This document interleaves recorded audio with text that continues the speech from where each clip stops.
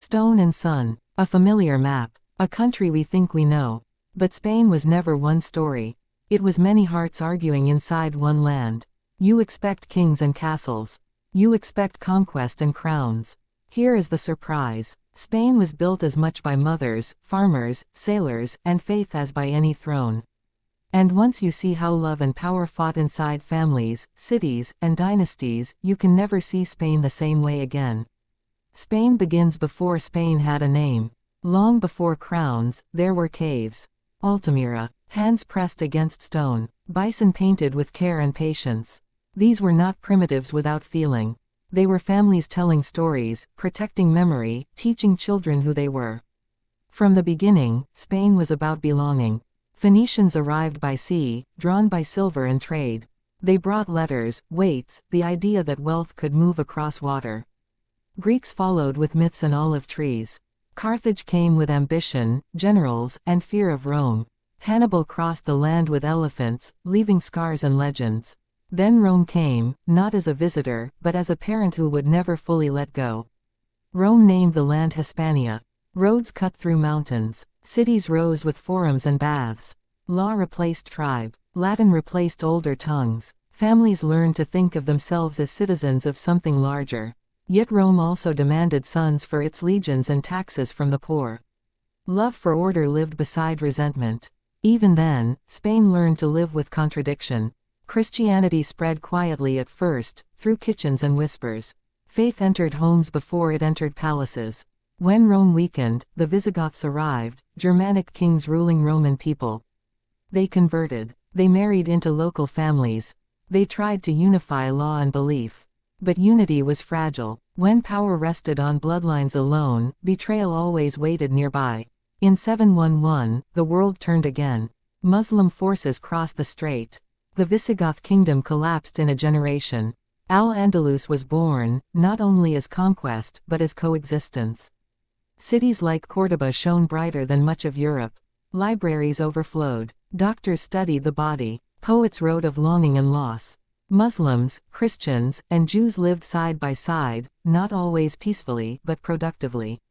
Families learned each other's languages. Knowledge crossed religious lines. Yet no harmony lasts without tension. Christian kingdoms in the north remembered older claims. Asturias, Leon, Castile, Aragon. The Reconquista was not one war but centuries of slow pressure. Land changed hands. Families switched loyalties. Marriage became a weapon stronger than swords. Royal daughters were traded for alliances. Love was rarely free. Duty came first. Castile grew through persistence and belief. Aragon expanded through commerce and sea power. And then came a marriage that changed everything. Isabella of Castile, Ferdinand of Aragon. Two strong wills. Two devout hearts. They ruled together, but not without tension. They loved Spain deeply, but feared division even more. In 1492, Spain chose certainty over complexity. Granada fell. Muslim rule ended. Jews were expelled or forced to convert. Families were torn apart overnight. Faith became proof of loyalty. The same year, ships sailed west, searching for Asia. They found a new world instead. Empire arrived faster than wisdom. Gold and silver flooded in. Spain became the richest power in Europe. Charles I, also Holy Roman Emperor, ruled lands he barely saw. His son Philip II ruled from Madrid, distant, meticulous, deeply religious. Palaces expanded. Wars multiplied. The empire stretched from the Americas to the Philippines. But wealth bred dependence. Inflation crushed farmers. Silver passed through Spain into foreign hands. Inside the royal family, tragedy grew. Philip II lost wives. Lost sons. Feared betrayal even among blood. The monarchy became powerful but lonely. Spain ruled the world, yet felt constantly under threat. The golden age of art bloomed in the shadow of decline. Cervantes wrote of illusion and honor. Velázquez painted truth inside power. Ordinary Spaniards laughed, prayed, suffered, and endured. They loved their land even as opportunity slipped away. By the 17th century, decline was undeniable. Weak kings inherited strong crowns. Court intrigue replaced leadership. When the last Habsburg king died childless, Europe fought over Spain like an inheritance dispute. The War of Spanish Succession devastated the country. The Bourbons arrived from France, bringing reform and centralization. Spain modernized slowly and painfully. Regions resisted losing their traditions. Catalonia, the Basque lands, Andalusia all carried distinct identities. Spain was one nation, but many homes. That tension never disappeared. Napoleon invaded in 1808. The royal family collapsed into chaos. The people rose instead. Guerrilla warfare was born from villagers defending their families. Spain fought not just for a king, but for dignity. Yet independence brought instability. Constitutions rose and fell. Kings returned and were overthrown. Love for monarchy fought with hunger for representation. The 19th century exhausted Spain. Colonies were lost. Pride was wounded. Families sent sons to wars that changed nothing. By the 20th century, hope and fear collided violently. The Second Republic promised reform, education, equality, but polarization hardened hearts. The Civil War erupted. Brother fought brother. Neighbors chose sides. Families were destroyed not only by bombs, but by silence afterward. Franco emerged victorious. Spain became quiet, controlled, grieving. Order returned, but at the cost of freedom. Royalty waited in exile, uncertain if Spain would ever want a crown again. Then came a moment few expected. After Franco's death, Juan Carlos I chose not absolute power, but democracy. The king stepped back so the people could step forward. Spain transitioned peacefully, guided by restraint and memory of pain. It was an act of trust between crown and citizens. Modern Spain is still negotiating its identity. A constitutional monarchy, a democracy, a family of regions that argue, celebrate, and endure together. The royal family today represents continuity, not command. A reminder of history's weight and responsibility. Spain's story is not conquest alone. It is not decline alone. It is love tested by power. Families shaped by faith and fear. A land that learned, again and again, that unity cannot be forced, only earned. From cave walls to parliament halls, Spain remains what it always was. A place where history lives inside people. Where the past is not gone. It is remembered. Spain's memory does not end with transition. It deepens. Democracy brought freedom, but also questions that had been buried for decades. What should be remembered? What should be forgiven? What should remain unspoken? Families argued across dinner tables. Grandparents carried stories they never told their grandchildren. The silence of the past weighed as heavily as the noise of the present. The monarchy returned not as a ruler, but as a symbol. Juan Carlos I was praised for saving democracy during the attempted coup of 1981. Television screens showed tanks in the streets. Fear returned for one night. Then a calm voice from the palace. Loyalty to the Constitution. Spain exhaled together. For years after, the king embodied stability. But symbols are human, and humans falter. Scandals emerged. Trust weakened. Spain learned again that institutions must be stronger than individuals. Juan Carlos stepped aside. His son, Felipe VI, inherited not glory, but responsibility. Felipe became king during uncertainty. Economic crisis. Youth unemployment. Regional tension, especially in Catalonia. He spoke of unity without force. Of law without anger. Of a country that must listen to itself. His role was no longer command. It was restraint. Beside him stood Queen Letizia. Not born into nobility. A journalist. A professional. A modern partner in an ancient institution. Together they raised two daughters under the weight of history. Not hidden, but visible. Prepared. Princess Leonor grew up knowing Spain would watch every step. Her education was deliberate. Languages. Military training. Constitutional duty. She represents continuity in a country that has changed many times. Not a promise of power. A promise of service. But Spain is never only about the palace. It is about the street below it. Spain lives in its regions. In Catalonia's industry and pride. In Andalusia's music and memory. In the Basque country's endurance. In Galicia's mist and migration. Each region carries its own history, sometimes older than the state itself. This diversity has been Spain's strength and its greatest tension. Catalonia's independence movement revealed old wounds. Economic grievances mixed with identity. History was reinterpreted through emotion. The state answered with law. The people answered with protest. Families were divided not by borders but by belief. Spain did not break, but it was forced to confront itself again. Economically, Spain rebuilt after crisis. Tourism returned, cities modernized, youth demanded opportunity, women demanded equality, immigration reshaped neighborhoods. Spain became more global, more complex, more aware of itself. Culturally, Spain continued to speak to the world. Flamenco carried grief and joy. Football became shared identity. Cinema explored memory and trauma. Food remained a ritual of togetherness. Late dinners, long conversations, a refusal to rush life even when history demanded urgency. Through every era, one truth remains. Spain survives because its people adapt without forgetting. They argue fiercely. They love deeply. They remember pain, but choose life. Spain has been Roman and Visigoth, Muslim and Christian, imperial and humbled, dictatorship and democracy, kingdom and republic in spirit, if not in name. It has worn many identities without losing its soul. This is why Spain cannot be reduced to dates or battles. Its history lives in families who stayed when empires fell, in mothers who waited for sons who never returned, in artists who told the truth when power demanded silence, in kings who learned that survival sometimes means stepping back. Spain is not finished. It is still becoming, and that is the real legacy of its entire history. Spain's becoming continues quietly, often away from headlines, inside ordinary lives shaped by an extraordinary past. The 21st century did not arrive as a celebration. It arrived with uncertainty. Terror attacks shook Madrid. Fear tested coexistence. Yet the response was collective grief, not division. Millions walked together in silence, proving that Spain's hardest lessons had not been forgotten. Europe became Spain's wider family. Borders softened. The euro replaced the peseta. Young Spaniards studied abroad, fell in love across languages, returned with new ideas.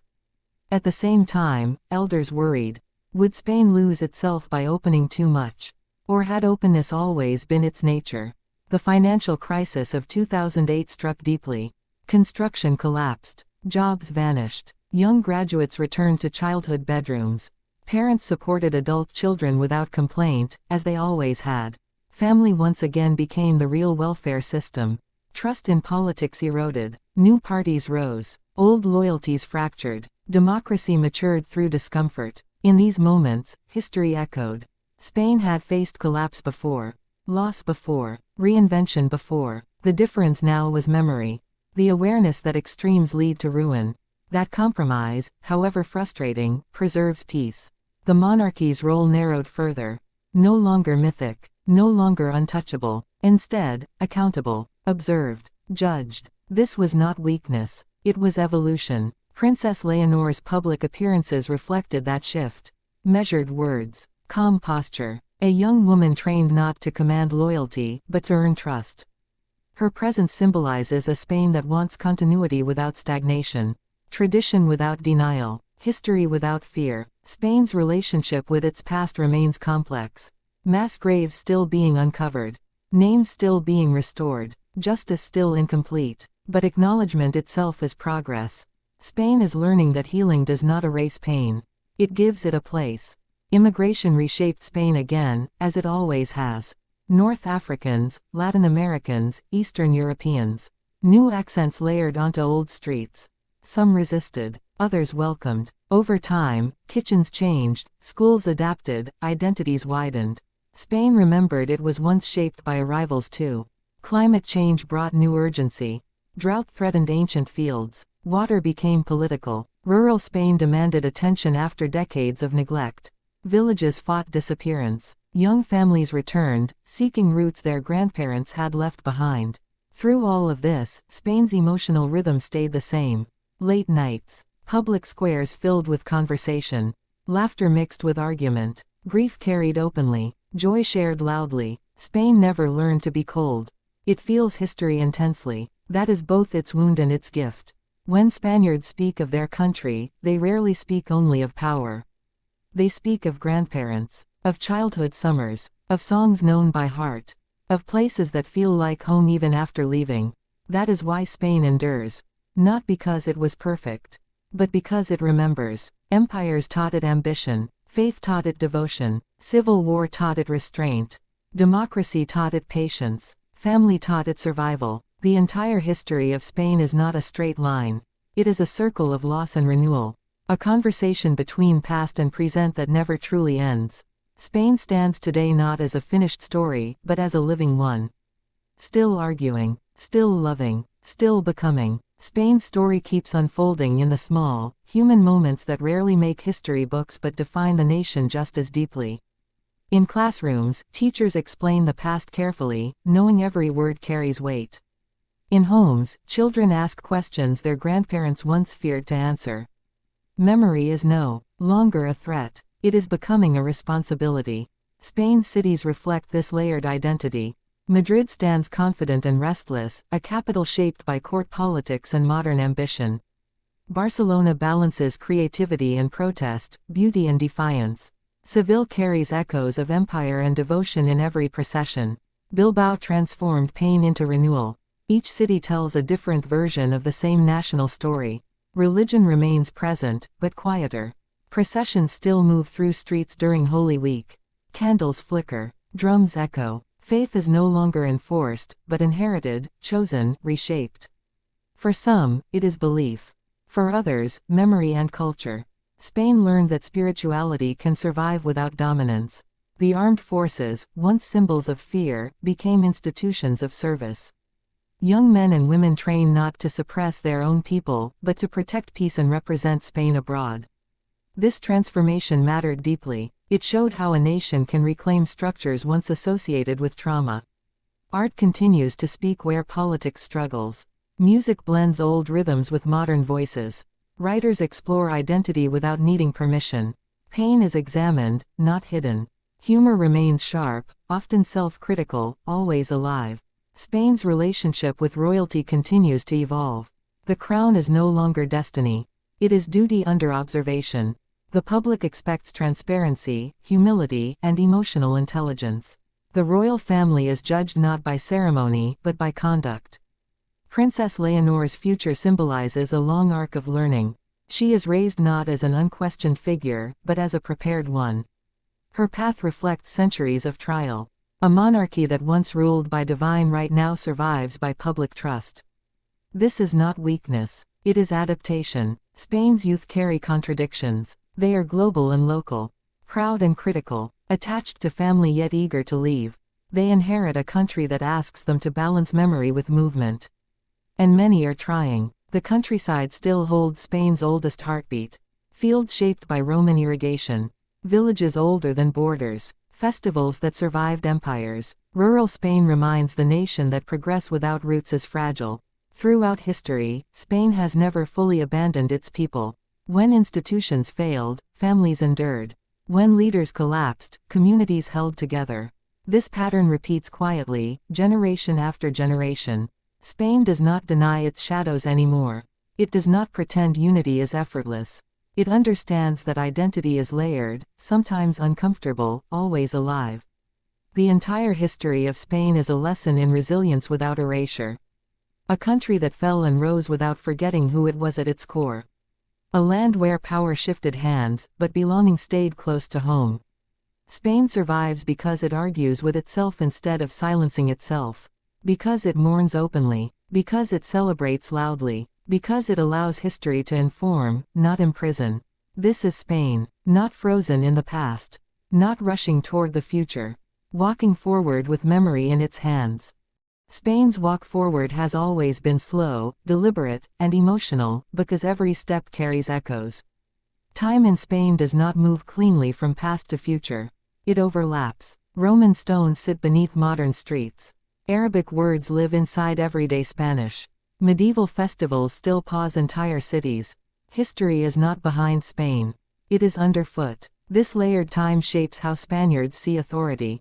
Power is respected, but never fully trusted. Kings learned this early. Governments learned it painfully. Spain remembers too much to surrender itself easily again. Education became one of the quiet revolutions of modern Spain. Where once knowledge was limited by class and ideology, schools slowly opened minds.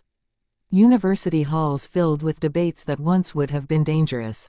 Young Spaniards questioned church, state, and tradition without abandoning them entirely. The country learned that criticism did not mean betrayal. Women's roles transformed profoundly, from silent carriers of family memory to visible leaders in culture, law, science, and politics. Spanish mothers had always held families together in crisis. Now their daughters shaped public life openly. This shift changed Spain's emotional center, not through conflict, but persistence. Spain's economy diversified beyond empire and tourism. Industry modernized. Technology hubs emerged. Agriculture adapted. Yet inequality remained a reminder that progress is uneven. Spain learned again that growth without inclusion creates fracture. Football became more than sport. It became identity. Clubs represented regions, histories, social classes. Victories united the nation briefly. Defeats reopened old rivalries. Even joy carried memory. Spain's relationship with language revealed its complexity. Castilian Spanish bound the nation. Catalan, Basque, Galician preserved identity. Language became emotion. To speak was to belong. Spain slowly accepted that unity does not require uniformity. The armed forces abroad represented a different Spain than the one remembered from the 20th century. Peacekeeping missions, international cooperation, quiet professionalism. The uniform no longer symbolized fear at home, but service beyond borders. This mattered deeply to national healing. The Catholic Church remained influential, but no longer absolute. Faith adapted to personal conscience. Spain moved from imposed belief to chosen meaning. Ritual stayed. Dogma softened. The sacred learned to coexist with the secular. Spain's justice system continued to evolve under pressure. Corruption scandals tested trust. Courts were scrutinized. Citizens demanded accountability. Democracy proved noisy, imperfect, but alive. Silence was no longer the price of stability. The memory of dictatorship remained a warning rather than a wound left untouched. Museums opened. Archives unlocked. Stories emerged. Spain learned that confronting truth weakens fear. Climate realities reshaped priorities. Droughts threatened agriculture. Wildfires scarred landscapes. Water politics revealed regional dependence. Ancient challenges returned in modern form. Spain remembered its long relationship with land and scarcity. Tourism, once salvation, became tension. Cities struggled with overcrowding. Residents demanded balance. Spain realized that being admired should not mean being consumed. Protection of daily life became cultural preservation. Spain's diaspora carried the nation outward. Millions abroad held onto language, food, memory. They returned with new perspectives. Spain absorbed itself through its people abroad. Royal symbolism continued to adjust. The crown spoke less, listened more. Ceremony became restraint. This quiet presence reflected lessons learned across centuries of excess and collapse. Princess Leonor's coming-of-age ceremonies echoed medieval rites but carried modern meaning. Not divine right, constitutional duty. Her training reflected Spain's determination not to repeat blind inheritance. Preparation replaced assumption. Spain's press grew louder, freer, sometimes reckless. Debate became constant. Truth was contested, but expression remained protected. Spain preferred argument over silence now. The arts continued to reinterpret the past. Pain became narrative. Memory became creation. Spain learned that culture is not decoration. It is survival. Rural depopulation forced reckoning. Abandoned villages haunted the landscape. Policies tried to reverse decline. Some succeeded, others failed. Spain remembered that modernization had costs still unpaid. The Mediterranean identity endured. Public life remained social. Food remained central. Time slowed around meals. Spain resisted isolation even in crisis. Pandemics tested solidarity. Fear returned briefly. Community re-emerged. Applause echoed from balconies. Spain remembered collective endurance. Through everything, Spain kept negotiating itself. Between memory and change. Between pride and humility. Between unity and diversity. This negotiation defines Spain more than any empire or crown. Because Spain was never only governed. It was lived. Parents teaching children resilience without bitterness. Neighbors sharing grief without spectacle. Artists speaking truth without permission. Citizens demanding better without destroying what remains. The entire history of Spain is not heroic perfection. It is human endurance stretched across centuries. It is a nation that learned power fades, but people remain. That control fails, but connection survives. That identity must breathe or it breaks. Spain stands today not as a conclusion, but as continuity. A living inheritance shaped by mistakes, forgiveness, and memory. From painted caves to digital cities. From empires to neighborhoods. From absolute crowns to constitutional duty. Spain endures because it learned the hardest lesson of all. To remember without repeating. To honor without freezing. To move forward while carrying its past with care. This is the entire history of Spain. Not finished. Not silent. Still being written. Spain's story continues in the spaces between generations, where inheritance is no longer automatic, but intentional. Young Spaniards grow up surrounded by history yet skeptical of authority. They question institutions while still feeling deeply Spanish. They protest in the streets, then return home for long family meals. Rebellion and belonging coexist without apology. This balance is not accidental. It is learned. Technology reshaped Spain's public life. Voices multiplied. Narratives competed. Regional debates once limited to local squares reached national and global audiences instantly. Spain became louder, faster, more fragmented. But also more visible to itself. With visibility came reckoning. Colonial history was re-examined. Statues questioned. Language reconsidered. Spain faced its role not only as a victim of invasions, but as an empire that caused suffering far from home. This self-examination was uncomfortable, but necessary. Spain's relationship with Latin America deepened beyond nostalgia. Shared language carried shared wounds. Migration reversed old flows. Latin American families rebuilt lives in Spanish cities. Spain recognized its past, returning not as conquest, but as kinship. The idea of nationhood softened. Being Spanish became less about uniform identity and more about shared civic space.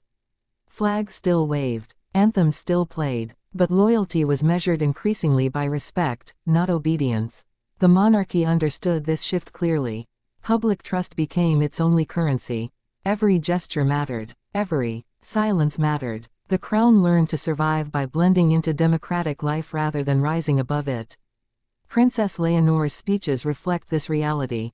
Carefully chosen words, historical awareness, emphasis on service, unity, and responsibility. She speaks not as destiny, but as continuity offered, not imposed.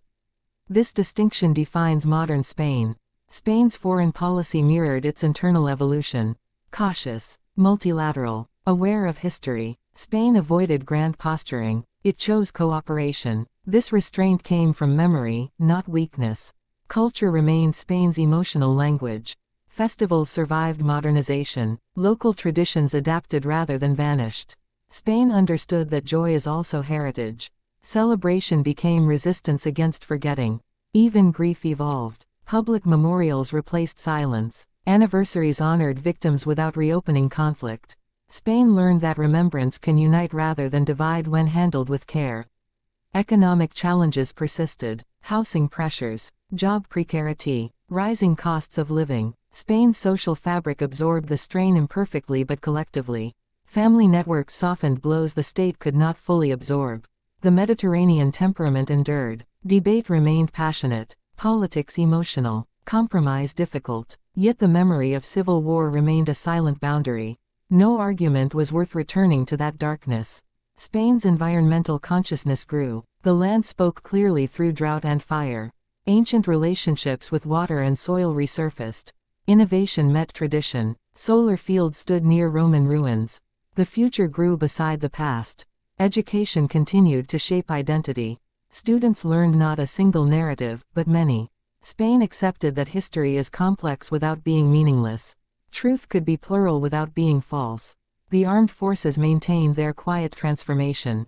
Professionalism replaced ideology. Service replaced fear. Spain reclaimed institutions once associated with trauma by redefining their purpose.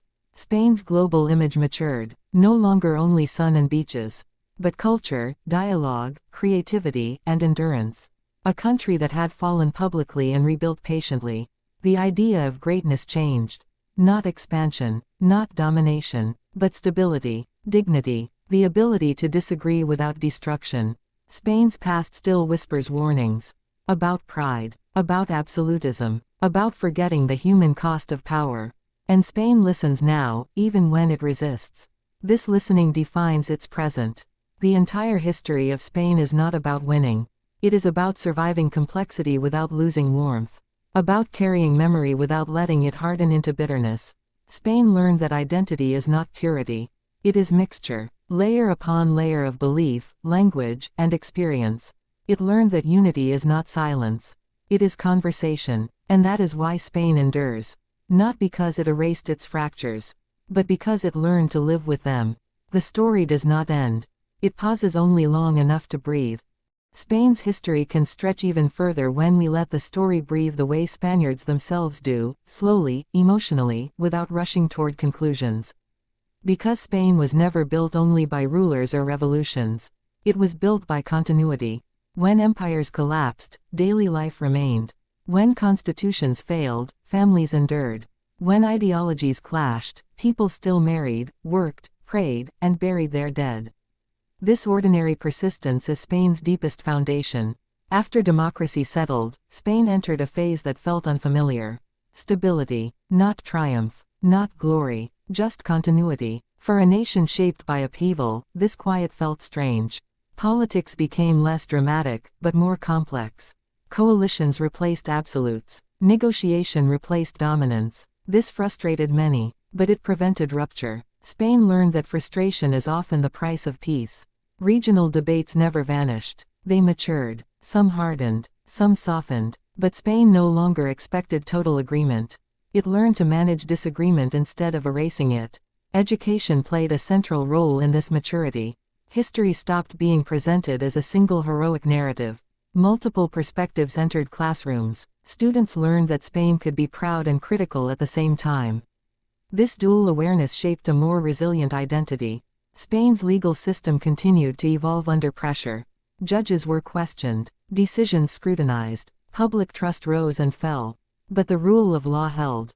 Not because it was perfect, but because alternatives were remembered too clearly.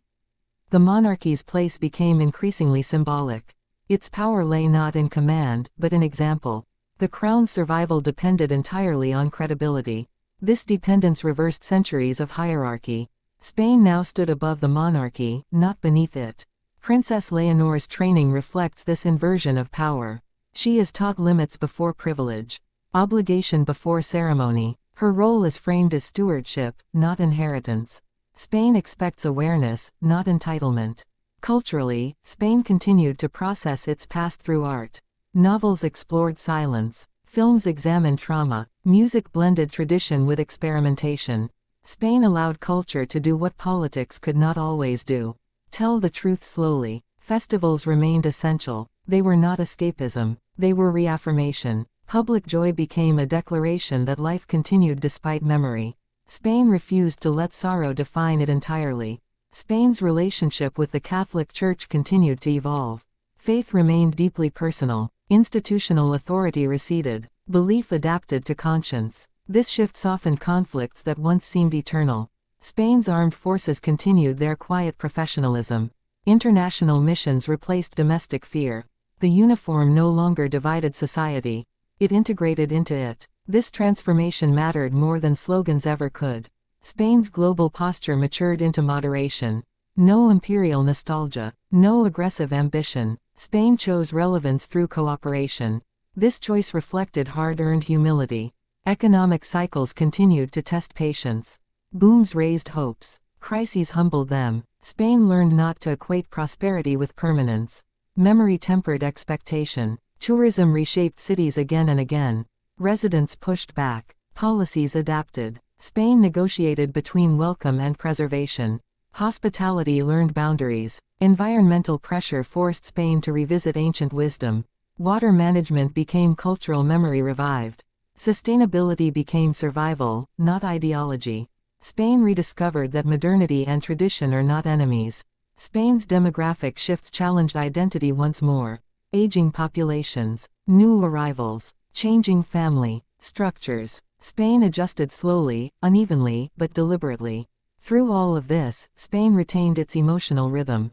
Debate remained expressive. Affection remained public. Grief remained shared. Spain never learned to privatize feeling.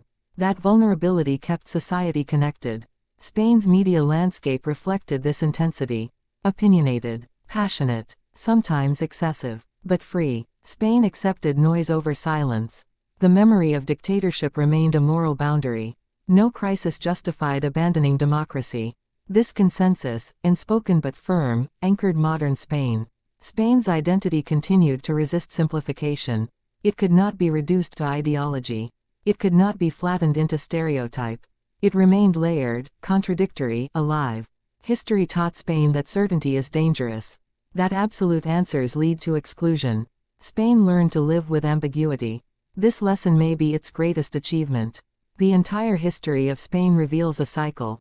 Expansion followed by contraction, authority followed by resistance, silence followed by expression. Each cycle left scars. Each scar taught restraint. Spain today carries these lessons quietly, not as doctrine, but as instinct. Parents teach children not to hate, not to forget, but to understand. This generational transmission matters more than monuments. Spain does not worship its past. It converses with it, from prehistoric caves to digital networks, from sacred kings to constitutional service, from empire to community. Spain's story is not finished because its people are still negotiating meaning. And perhaps that is the final truth of Spain's entire history. It is not a destination. It is a process. A country learning, slowly, imperfectly, honestly, how to live with itself. Spain's process continues beyond institutions and symbols, into the habits of everyday life where history quietly teaches behavior. Spaniards learned caution not from theory, but from loss. They learned empathy not from speeches, but from shared hardship. This is why extremes struggle to fully take root. Memory intervenes. The rhythm of Spanish life reflects this instinctive moderation. Work is important, but never absolute. Ambition exists, but it bends around family. Public debate is loud, but reconciliation is valued more than victory. Spain learned that winning arguments can cost relationships, and relationships matter more. The plaza remains central, not just as architecture, but as philosophy. A space where everyone sees one another. Where disagreement happens face to face. Where isolation struggles to survive. Spain's public life prevents the loneliness that fuels radicalism. Education continues shaping identity in subtle ways. Students are taught not only dates, but consequences. They learn how quickly democracies can fail when fear is allowed to rule. This awareness does not make Spain immune, but it makes it alert. Spain's legal culture emphasizes procedure because shortcuts once destroyed trust. Even when decisions are unpopular, the process itself holds value. This respect for process is fragile, but it exists. The monarchy's quiet presence reflects this same philosophy. It does not lead public emotion. It follows it carefully. This restraint would have been unimaginable centuries ago. Yet it is precisely what allows the institution to remain. Princess Leonor's future is discussed openly, critically, without reverence. This openness itself is historical change. Spain no longer needs to believe blindly. It needs to believe consciously. Spain's artists remain sensitive to this tension. They explore memory without nostalgia. They confront injustice without erasing complexity. Art becomes a space where Spain argues with itself safely. Food culture continues carrying emotional memory. Recipes, passed through generations. Meals that last hours. Conversation that circles politics, history, laughter, grief. Spain processes its past at the table as much as in parliament. Migration continues reshaping identity. New citizens learn customs. Old citizens adjust traditions. Spain remembers it was formed by arrivals long before borders existed. Resistance fades slowly, familiarity replaces fear. The countryside remains a reminder of origin. Stone villages, ancient paths, land shaped by centuries of labor. Even as cities modernize, rural Spain anchors memory. It whispers continuity when change feels overwhelming. Spain's relationship with Europe remains pragmatic. Grateful, but independent. Engaged, but cautious. Spain learned that alliances work best when identity is secure. Global challenges test Spain as they test all nations. Economic uncertainty, environmental strain, technological disruption. Spain responds without illusions. It has seen collapse before. It knows recovery takes time. This long memory gives Spain patience others envy. Progress is measured in decades, not headlines.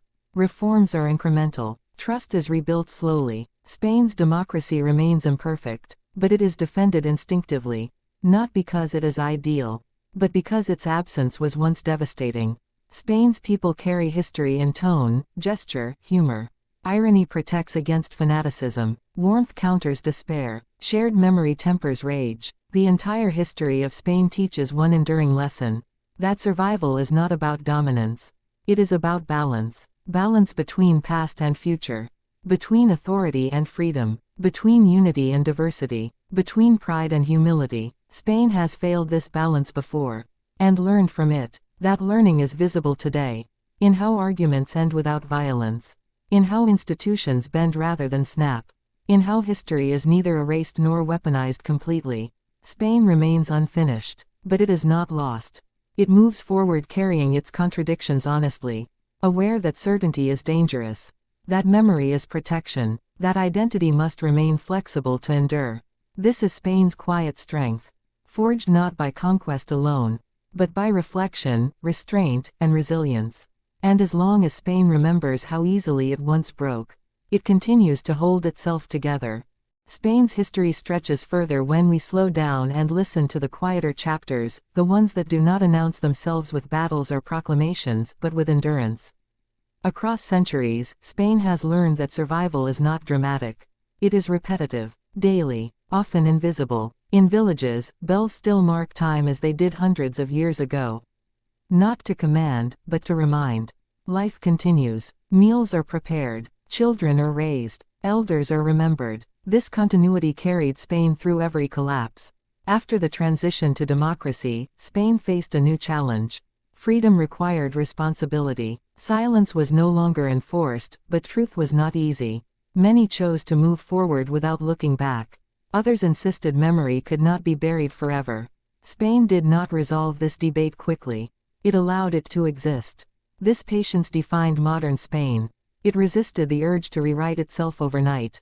It understood that identities formed over millennia do not disappear in decades.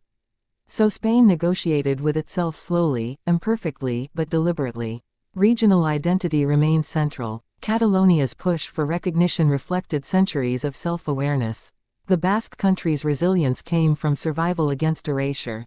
Galicia carried migration in its bones. Andalusia carried empire's rise and fall in its architecture and songs. Spain learned that its strength lay not in flattening these differences, but in managing them. The state struggled at times. Laws clashed with emotions. Courts clashed with crowds. But Spain held to procedure even when passion demanded shortcuts. This restraint was not natural. It was learned through pain. Spain's economy continued its uneven recovery. Innovation grew in unexpected places.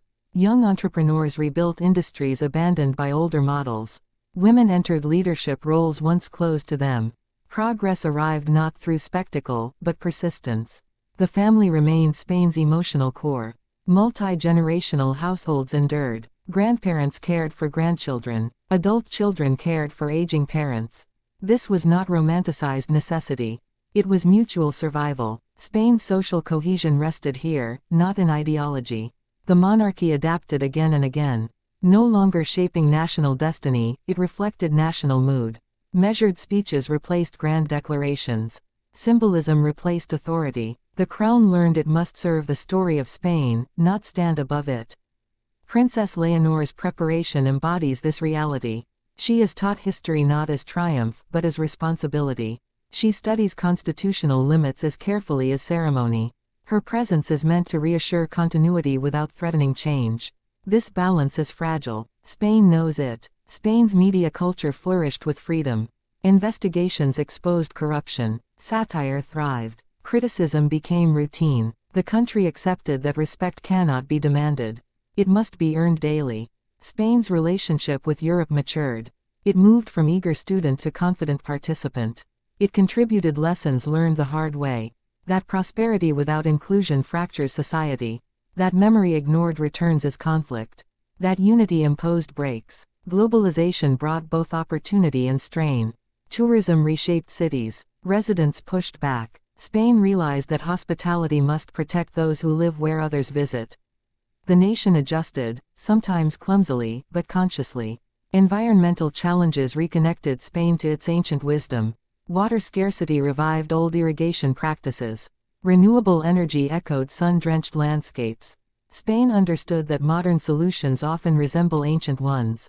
The pandemic tested everything Spain had learned. Isolation threatened social fabric. Fear resurfaced. But community responded. Balconies became meeting places. Music crossed empty streets. Spain remembered that togetherness is cultural instinct. Education continued evolving. History classes became spaces of dialogue. Not indoctrination. Not denial. Spain accepted that complexity does not weaken identity. It deepens it. Spain's artists remained its conscience. They questioned memory. They confronted trauma. They celebrated survival. Culture remained Spain's most honest mirror. Throughout it all, Spain resisted extremes. It refused to erase monarchy or absolutize it. It refused to worship the past or destroy it. This moderation was not indecision. It was wisdom earned painfully. Spain's story across centuries reveals a pattern. Whenever power ignored people, collapse followed. Whenever people were allowed space, Spain endured. From Roman law to Islamic scholarship. From medieval kingdoms to modern democracy. From imperial overreach to constitutional restraint. Spain learned through repetition. The entire history of Spain is not about dominance. It is about adaptation. Adaptation to invasion. Adaptation to loss. Adaptation to internal division. Adaptation to modernity. Spain absorbed cultures rather than erasing them completely. It blended faiths, languages, and customs. Even conflict left traces that became identity. Spain's contradictions never resolved into simplicity. Faith and skepticism coexist. Tradition and rebellion coexist. Pride and humility coexist. This coexistence defines Spanish character more than any ruler ever did. Spain is emotional, but cautious. Passionate, but restrained by memory. Loyal to family, skeptical of power. Deeply attached to place. From the painted caves of Altamira to parliamentary debates. From imperial galleons to high-speed trains. From absolute monarchy to constitutional balance. Spain did not move forward by forgetting. It moved forward by remembering selectively, painfully, honestly. This is why Spain still stands. Not untouched by history, but shaped by it. And this is why Spain's history cannot truly end. Because it is not a finished monument. It is a conversation carried across generations. Still unfolding. Still imperfect. Still alive. Spain's conversation with itself continues even when no one is listening, because history here is not an academic exercise. It is lived memory. Every generation inherits not only stories, but unfinished questions. What does unity mean? Who gets to belong? How much of the past should guide the future? Spain has never answered these once and for all. It revisits them, again and again. This repetition is not failure. It is character. Spain learned early that geography shapes destiny. Mountains created isolation. Coasts invited exchange. The meseta hardened resilience. The sea opened imagination. These landscapes taught Spaniards how to survive scarcity and welcome abundance at the same time. Power in Spain always had to travel. Kings ruled from far away. Empires depended on oceans. Distance weakened control. Local life filled the gaps. That is why communities remained strong even when states failed. Spain's legal traditions reflect this balance. Roman law provided structure. Local customs preserved humanity. Central authority existed, but it was never absolute in practice. Negotiation became instinct. The Spanish temperament formed here. Spain has seen this moment coming for years. Loyal, but the crown waiting patiently, capable of deep devotion and sharp descent. For Princess Leonor, these traits did not contradict each other. Everyone. They coexisted. Because Spain's the next literature is not about this inner tension. It is about heroes pressure, doubt themselves, choice, and honor future clashes with reality. Idealism confronts exhaustion. The quiet moments after the cameras leave. That dreams without humility lead to ruin are folded. Religious devotion shaped Spain because deeply, that is where 2026 truly begins for Princess Charity Leonor. And art. It by also justified exclusion. Leonor is no longer carries both truths. It no longer pretends one cancels the other. She has when crossed Spain the symbolic threshold now, Spain watches it does not closely. See only glory military or shame. Training. International exposure, culture's confidence, but none of those were the destination. Extracted. They were the knowledge test. Spread. The question Spain whispers now is not because denial proved too costly. It is how much of herself the she is willing to give. Evolved over because time. The next steps once are not written only in law tradition, later to loyalty and sacrifice, now to responsibility and restraint. This evolution mirrors Spain's political maturity. Leonor moves the military's transformation symbolizes to living as if it could be hers at any moment, instrument of control. And that changes everything. Now an institution defined by service responsibility without announcement. Spain reclaimed authority by limiting it. No dramatic democratic culture remains behind palace doors. Debate is emotional. Consensus she begins receiving but the system not as a student, but as a decision maker in training is learned behavior. National security updates. Spain understands that silence breeds internal political dynamics. Explains not in theory. This is why public life remains vibrant. This is where the pressure becomes quiet and constant. It is healthier than fear. She will sit at tables where relationship with time remains unique. Where every word urgency exists. Where silence can be interpreted as policy. Long lunches. And this is where the emotional cost begins conversations. Leonor has inefficiencies. They are social glue. When crises arrive, Spain slows down to survive. Not curiosity. This rhythm saved it more than every once. Public appearance. The monarchy's future remains open-ended. Every gesture analyzed nor disposable, but for credibility. It exists under conditions. Is she firm enough? This conditional existence is new in Spanish history. Is she too reserved? And it reflects collective learning. These questions will not be asked generation inherits a Spain that expects accountability without cruelty. In 2020 without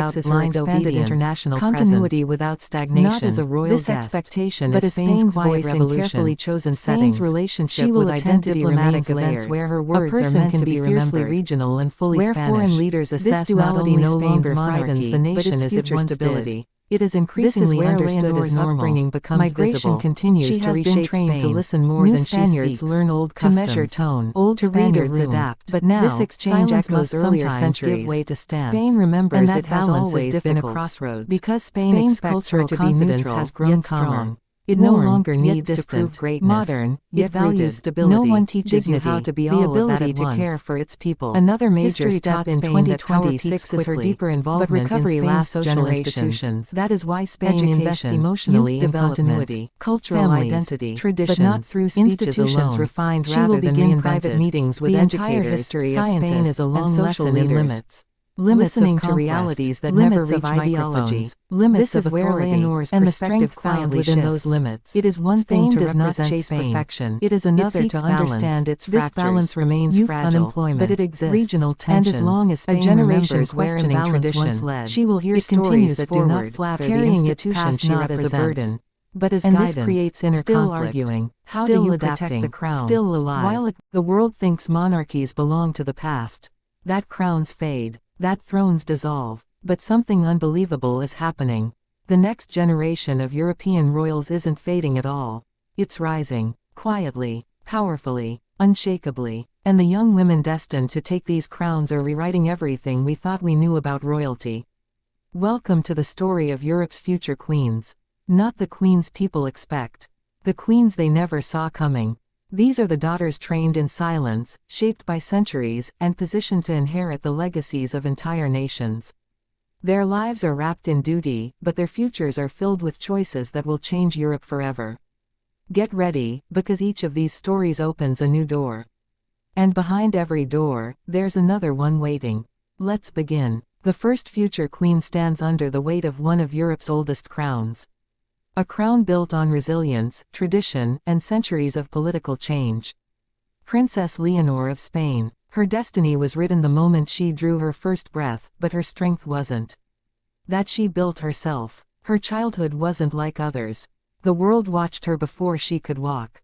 Countries held their breath when she spoke her first words. And when she grew older, people wondered whether she'd ever be able to carry the modern Spanish monarchy on her shoulders. Then came the transformation, the training, the discipline, the quiet determination that turned a shy girl into a future queen who commands rooms without raising her voice.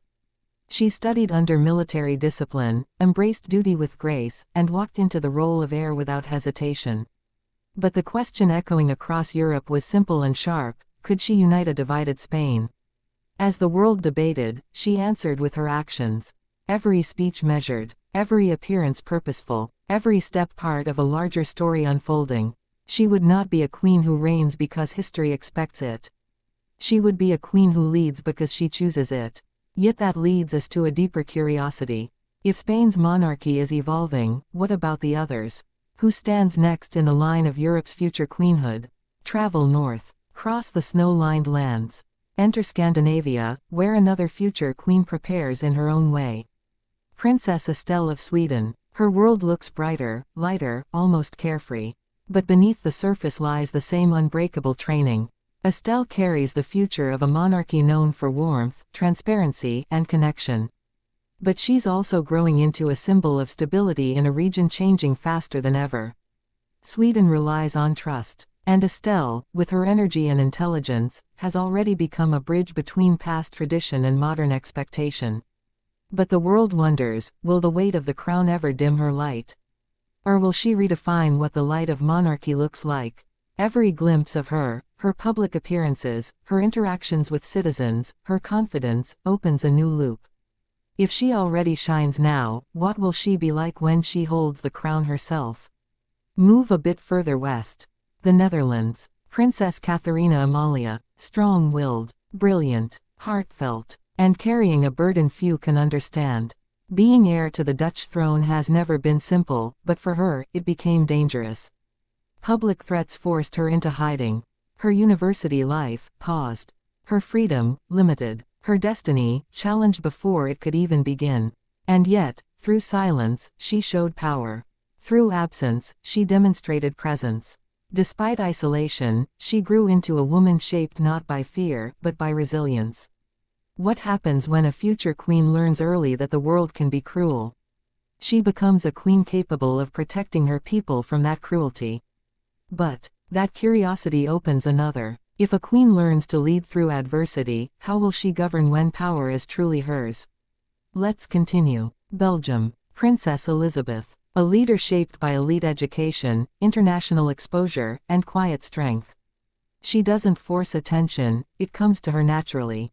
Her presence is calm, her discipline is sharp, and her mind is strategic. She trained at a military academy. She studies at one of the top universities in the world. Every choice she makes feels intentional, purposeful, designed to prepare her for challenges ahead. Belgium is a nation of many languages, many identities, and many divisions. Yet somehow, the future of its unity rests on her ability to bridge those divides. And she seems ready. But there's a deeper layer. Her upbringing wasn't just royal. It was personal, grounded, human, and that humanity may become her greatest strength when she sits on the throne. Travel further east. Norway. Princess Ingrid Alexandra. Fiery, athletic, emotionally grounded, determined. Norway's monarchy isn't ceremonial, it's deeply symbolic. And she has grown up knowing exactly what that means. Her future is a blend of strength and empathy. And it's her authenticity that captures attention. She surfs, she skis, she laughs without hesitation. Yet the moment duty calls, she transforms into the poised royal heir the country needs. But every strong heir faces a question: will her passion become her power, or her weakness? And so, another curiosity opens. Denmark. A monarchy entering a new era. And at its heart stands Princess Isabella. Not the heir, but the next generation's most intriguing wildcard. Because European history has proven time and time again that unexpected paths, sudden changes, and shifting family dynamics can redirect entire royal lines. Isabella is developing her identity under global watch. The world notices her confidence, her maturity, her presence, and it wonders, if fate ever twists, would she be ready? This leads to something deeper than titles or crowns. It leads to a question of destiny. Are these young royals shaped by the future they're meant to inherit, or are they shaping that future with their own hands? Across Europe, the roles of monarchy shift constantly. Some grow stronger, some fade, some reinvent themselves through the personalities of the heirs preparing to lead them. Each future queen is navigating the same expectations through entirely different paths. Different nations, different histories, different pressures, but surprisingly, the same silent transformation. Their worlds are filled with tutors, advisors, protocol experts, military officers, political briefings, cultural expectations, and constant public scrutiny. And yet, behind closed palace doors, they are still young women learning who they are, who they want to be, and what kind of leaders they hope to become. Duty forms them, pressure molds them, but choice defines them, because the future queens of Europe aren't inheriting crowns to sit in history. They're inheriting crowns to push history forward. The world sees glamour, jewels, gowns, ceremonies, titles, But the truth is more human, more vulnerable, more real. The truth is that each of these young women faces questions that echo through centuries. How do you lead a modern nation while holding an ancient title? How do you honor tradition without being trapped by it? How do you remain human when the world demands perfection? And most importantly, how do you stay true to yourself when the crown wants you to become someone else? As audiences watch them grow, they wonder. As nations rely on them, they hope. As history waits for them, it listens. Because within each of these rising queens lies a story still unfolding. A story of power and vulnerability, of strength and softness, of tradition and transformation, a story that leads us to the final question.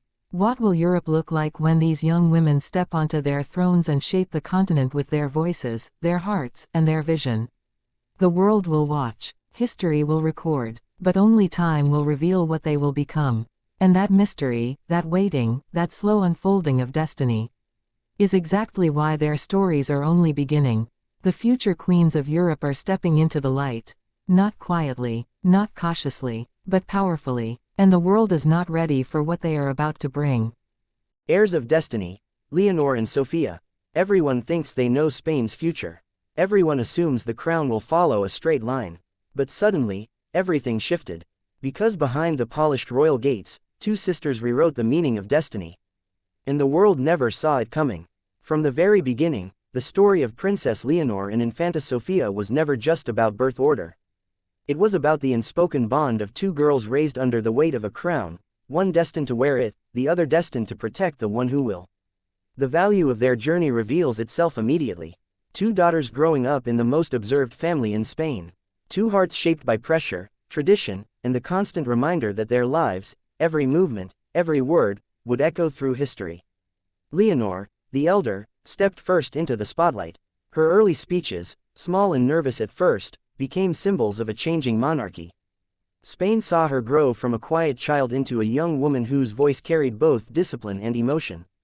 But behind that transformation was someone equally important, Sofia. Because while the world watched Leonor, Sofia watched something else, the cost. This is where the first curiosity opens. How do you grow up knowing your sister's life will be carved by duty, while yours is shaped by service to her? And why, despite the imbalance, does their bond seem stronger than most siblings? To understand that, we need to return to their childhood. They were raised not in isolation, but in a home where Queen Letizia emphasized unity. She taught them that royalty is not a privilege, it's a responsibility. She made them read, debate, discuss history, ethics, and the real struggles their country faced. And King Felipe guided them with quiet discipline, shaping them into young women who understood that the world was bigger than their palace. Leonor was trained earlier, yes. But Sofia was trained alongside her, not as a shadow, but as a mirror. A confidant, a partner in every step of an unpredictable future. Here's where another curiosity loop forms. Why does Spain increasingly see Sofia as the silent power beside the throne? And how does this change the monarchy's future? The answer lies in the moments the public rarely sees. The late-night study sessions at Zarzuela. The shared notebooks from their school years. The way Leonor looks at Sofia before every major appearance, grounding herself with her sister's presence. These moments reveal something deeper. Sofia isn't just accompanying her sister. She's reinforcing her. When Leonor attended the military academies, Spain watched her march, endure, and rise. But what they didn't see was the fierce encouragement from Sofia each time the crown princess doubted herself. It was Sofia who reminded her of the legacy she was born into. It was Sofia who made her laugh on days when training left bruises both visible and invisible. Their bond became a force, subtle, powerful, and unbreakable. Then came the turning point. Public appearances began showing something unexpected, a shift in dynamic. Sofia wasn't just the younger sister. She became the calm anchor in every official scene, a future national figure in her own right. So we ask another question. What role will Sofia play in the monarchy's next era? And how does Leonor feel knowing her reign depends not only on her strength, but on her sister's loyalty? The truth is emotional and real. Leonor trusts Sofia in ways no one else can replicate. She leans on her, not as a queen in training, but as a sister who knows her fears, her doubts, and her quiet dreams. In Sofia, she accepts the role not with jealousy, but with pride. She understands that the crown cannot survive without unity. And unity begins with them. Their adolescence became a turning point. At school, they defended each other. At home, they shared secrets about the pressure that came with expectations. They built a private world, a sanctuary where they could escape the weight of history, even if only for a moment. By the time Leonor completed her first major speeches and national duties, Spain began to notice the pattern. Where Leonor went, Sofia followed. Where Sofia stood, Leonor found steadiness. Then came the moment that sealed public opinion. Their appearance together at the Princess of Asturias Awards. Leonor spoke with power and clarity, but Sofia's presence beside her, poised, confident, protective, became one of the most defining images of the modern monarchy. It was then that Spain realized. Leonor may be the future queen, but Sofia is the guardian of that future. This evolving partnership draws comparisons to other historic royal pairs, but none truly match it. Because this story isn't about rivalry. It's about harmony, not competition, complement, not supremacy, support. Another curiosity loop emerges. What happens when Leonor ascends the throne? Will Sofia remain in the background? Or will she transform into a public figure with her own national influence? Evidence already points to the second. Sofia has grown more comfortable in public roles. She's found her voice. She's developed her own style of presence, calm, warm, steady. And experts believe she may take on roles tied to education, culture, youth leadership, or humanitarian causes. Not as a mere royal representative, but as one of Spain's most influential future women. As Leonor moves closer to leadership, another emotional shift appears. She begins embracing her destiny not with fear, but with determination. And that determination is fueled by knowing she is not alone. Their bond creates a unique dynamic. One sister preparing to carry a crown, the other preparing to protect the one who wears it. Together, they symbolize the monarchy Spain will rely on, modern, united, emotionally. Spain has long lived with crowns and ceremonies, palaces, flags, rituals repeated for generations. The monarchy feels permanent, expected, untouchable, but permanence is an illusion.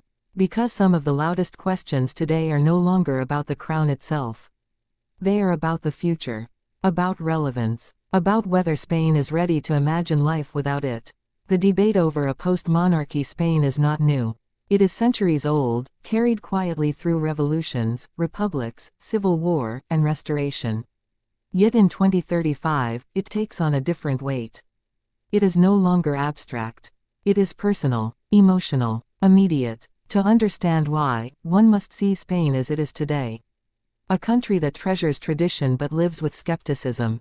A country that celebrates the past but questions its structures. The monarchy is respected, yes, but it is measured. Not adored blindly, but weighed carefully against modern values. Citizens ask, what does it do for us today? What meaning does it hold beyond ceremony? The first curiosity is obvious. Could Spain even have a post-monarchy debate? Could it be discussed publicly without igniting outrage, resentment, or polarization? For decades, the crown survived because challenging it carried risk. Scandals or criticism might spread, but questioning the monarchy's existence was often taboo, a cultural boundary rarely crossed.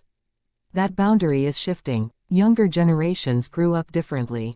They have seen kings and queens in media, but they have also seen scrutiny, scandals, and limits. They are more critical, less deferential, and far more willing to discuss alternatives. Social media amplifies these debates, and political parties occasionally test the waters with subtle proposals for reform. Yet discussion is still fragmented, cautious, and emotionally charged. The monarchy itself senses this tension. Princess Leonor represents continuity in a time when continuity is under question. Her public appearances, her education, her discipline, all signal stability. Yet, every calculated move she makes is observed through a political lens. Citizens do not just watch her, they measure what she symbolizes about the future of Spain. This creates the first emotional tension. Love and respect for the monarchy are interwoven with doubt. Spaniards want stability but fear irrelevance. They cherish history but imagine alternatives. Every citizen carries this duality personally, emotionally. It is a reflection of Spain itself, proud, nostalgic, cautious, and restless. The question of a post-monarchy Spain is not theoretical. It touches deeply on identity. Regional tensions complicate the narrative further. Catalonia, Basque Country, and Galicia all have distinct relationships with the crown, shaped by centuries of history and moments of rebellion. In these regions, the idea of a Spain without a monarchy is not simply intellectual, it is tied to emotional memory, cultural autonomy, and civic pride. National debate inevitably intersects with family life. Conversations at the dinner table, in classrooms, and at workplaces carry personal stakes. Parents remember civil unrest and monarchy scandals. Teenagers see the crown in media and compare it to modern leadership ideals. The monarchy is both a symbol of continuity and a test of generational patience. The courts play a hidden role in this discussion.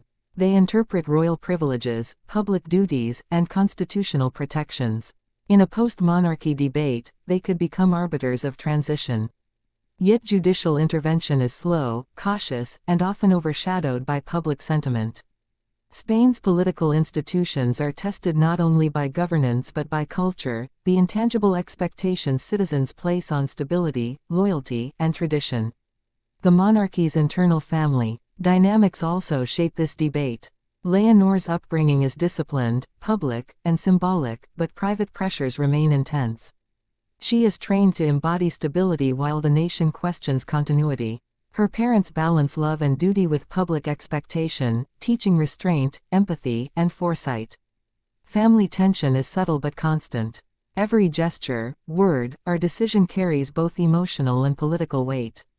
Citizens consider alternatives seriously yet cautiously.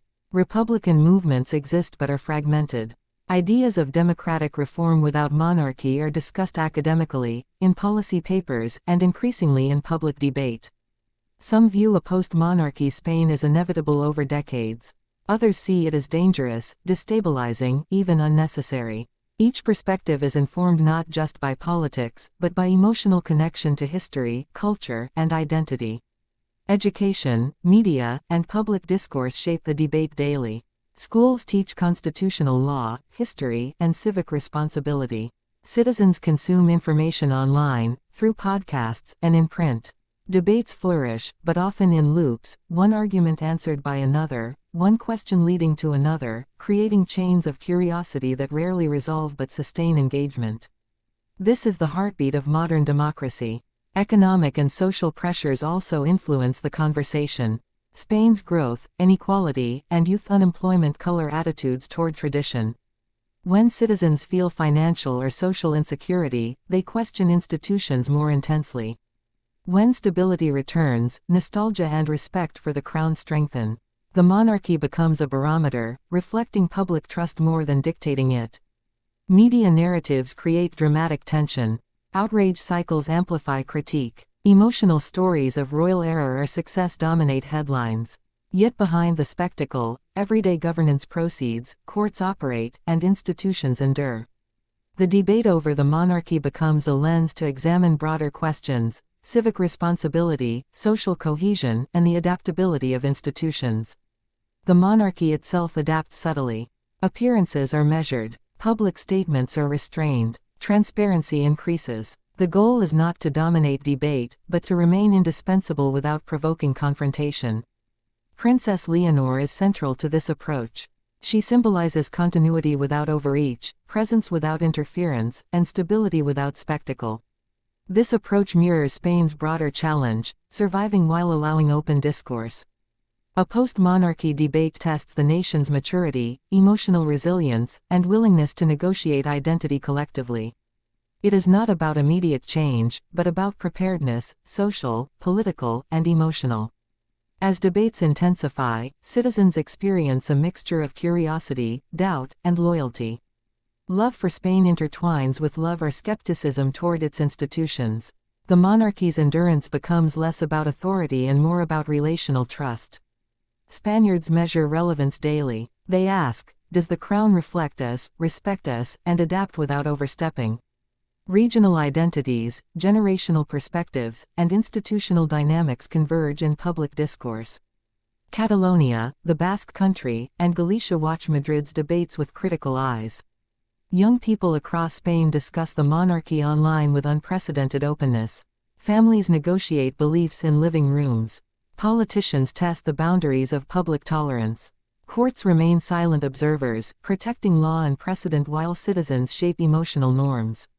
A post-monarchy debate is not simply a political challenge, it is an emotional test. Spaniards weigh loyalty, nostalgia, and fear against curiosity, justice, and progress.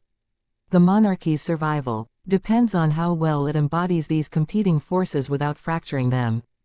By 2035, Spain's readiness is partial. Debate is possible, but it is delicate. It requires trust, maturity, and civic patience. Citizens may discuss alternatives openly, but they also demand stability. Institutions must withstand scrutiny while remaining relevant. The monarchy must stand as a bridge, not a barrier. In the end, the question is not only whether Spain can debate life without a crown. It is whether a nation can hold its past, present, and future in balance while questioning one of its oldest symbols. Can Spaniards imagine choice without chaos? Can they redefine identity without breaking continuity? Spain's answer will not arrive in a single moment. It will emerge slowly, through conversations, decisions, education, and generations. It will be shaped by family, media, institutions, and personal experience. The monarchy's endurance depends on this collective emotional intelligence, on the country's ability to question without fracturing, and on the courage to envision what has never been fully imagined before. Spain is not ready for a post-monarchy society. Not entirely, but the debate itself is alive. And in a country that questions everything, perhaps that is the most meaningful test of all. The debate over a post-monarchy Spain, however, is not contained to politics or institutions alone. It ripples through society, touching everyday life in ways that are subtle, yet profound. Families argue quietly at dinner tables about the crown's relevance. Teenagers form opinions shaped by media narratives and school lessons. Older generations remember history with both pride and caution. These intergenerational tensions create emotional loops that feed the debate continuously, ensuring it is never truly settled. In universities, students dissect Spain's political history with new eyes. They question why the monarchy endured while republics faltered. They analyze scandals, reforms, and royal appearances, comparing Spain to other European monarchies. These conversations are not academic exercises alone, they influence social sentiment, shaping how young citizens will vote, discuss, and engage with their institutions for decades to come. The role of media cannot be understated.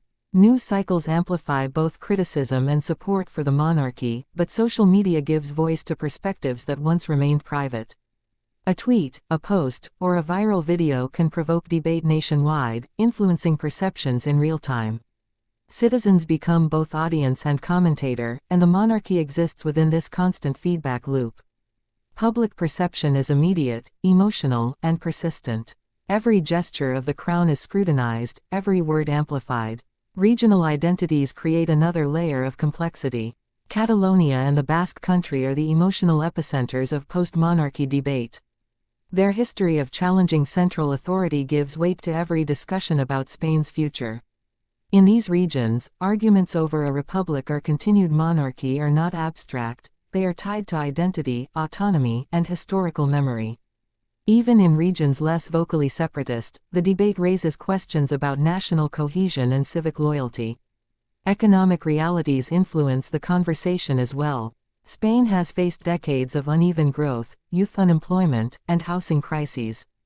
These social pressures heighten skepticism toward institutions perceived as symbolic or detached from everyday concerns. Citizens ask not only whether the monarchy matters politically, but whether it represents fairness, responsibility, and shared investment in the country's future. Emotional stakes are high because people tie institutional relevance directly to their lived reality. Princess Leonor and the younger royal family are at the center of these dynamics. They are trained to project calm, stability, and continuity, but public life exposes them to the scrutiny of a nation that simultaneously respects and questions their existence. Every public appearance, every speech, every gesture carries dual meaning, symbolic continuity on one hand, and the test of relevance on the other. Their behavior is a continuous negotiation between personal authenticity and institutional expectation. The monarchy's internal family life mirrors Spain's broader tension. Emotional restraint, duty, and tradition intersect with love, individuality, and curiosity. Private lessons in responsibility, empathy, and diplomacy prepare the heirs not just to perform ceremonial roles, but to navigate public scrutiny with composure. Family dynamics themselves are political, choices made in private affect public perception, which in turn shapes debate over the monarchy's relevance. As the debate grows more visible, political parties cautiously weigh the consequences of advocating for a republic or reforming the crown. Some propose symbolic reforms, reduced budgets, clearer transparency, limited ceremonial power, to test public reaction. Others approach cautiously, aware that outright proposals for abolition could inflame tension, destabilize institutions, and deepen political polarization. The monarchy's survival depends as much on these strategic calculations as on public affection. The courts also play a subtle, yet essential role. Constitutional protections and legal precedents ensure that any discussion of abolishing the monarchy remains bound by law. Judges, scholars, and politicians debate quietly but rigorously, understanding that Spain's political fabric relies on careful balance. Any attempt to disrupt this balance too abruptly risks destabilizing not only the monarchy but the broader democratic framework. Education becomes a battlefield for perception. Lessons about Spanish history, the Civil War, and monarchy are increasingly scrutinized. How history is taught influences public perception, shaping the emotional and intellectual framework through which citizens evaluate the monarchy. This is slow, generational work, but it is essential to whether Spain can sustain a post-monarchy debate without fracturing emotionally or politically. The international perspective also matters.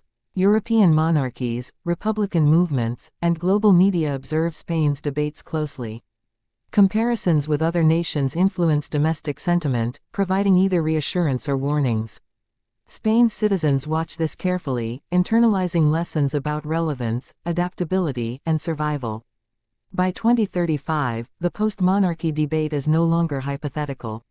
It is emotional, social, and deeply embedded in civic consciousness. Citizens may not agree on the monarchy's fate, but they are willing to discuss it openly, balancing respect for tradition with the desire for agency. Spain is learning to hold a dialogue about its future without dismantling its past, a delicate, ongoing test of maturity, resilience, and emotional intelligence. The monarchy itself adapts in response. Transparency increases. Symbolism is refined. Public appearances are measured. Princess Leonor embodies this adaptation, calm, attentive, present without overwhelming. She represents continuity while navigating uncertainty, a living bridge between history and potential futures. Ultimately, the post-monarchy debate is a measure of Spain's civic health. It tests patience, tolerance, curiosity, and the ability to negotiate difference without descending into division.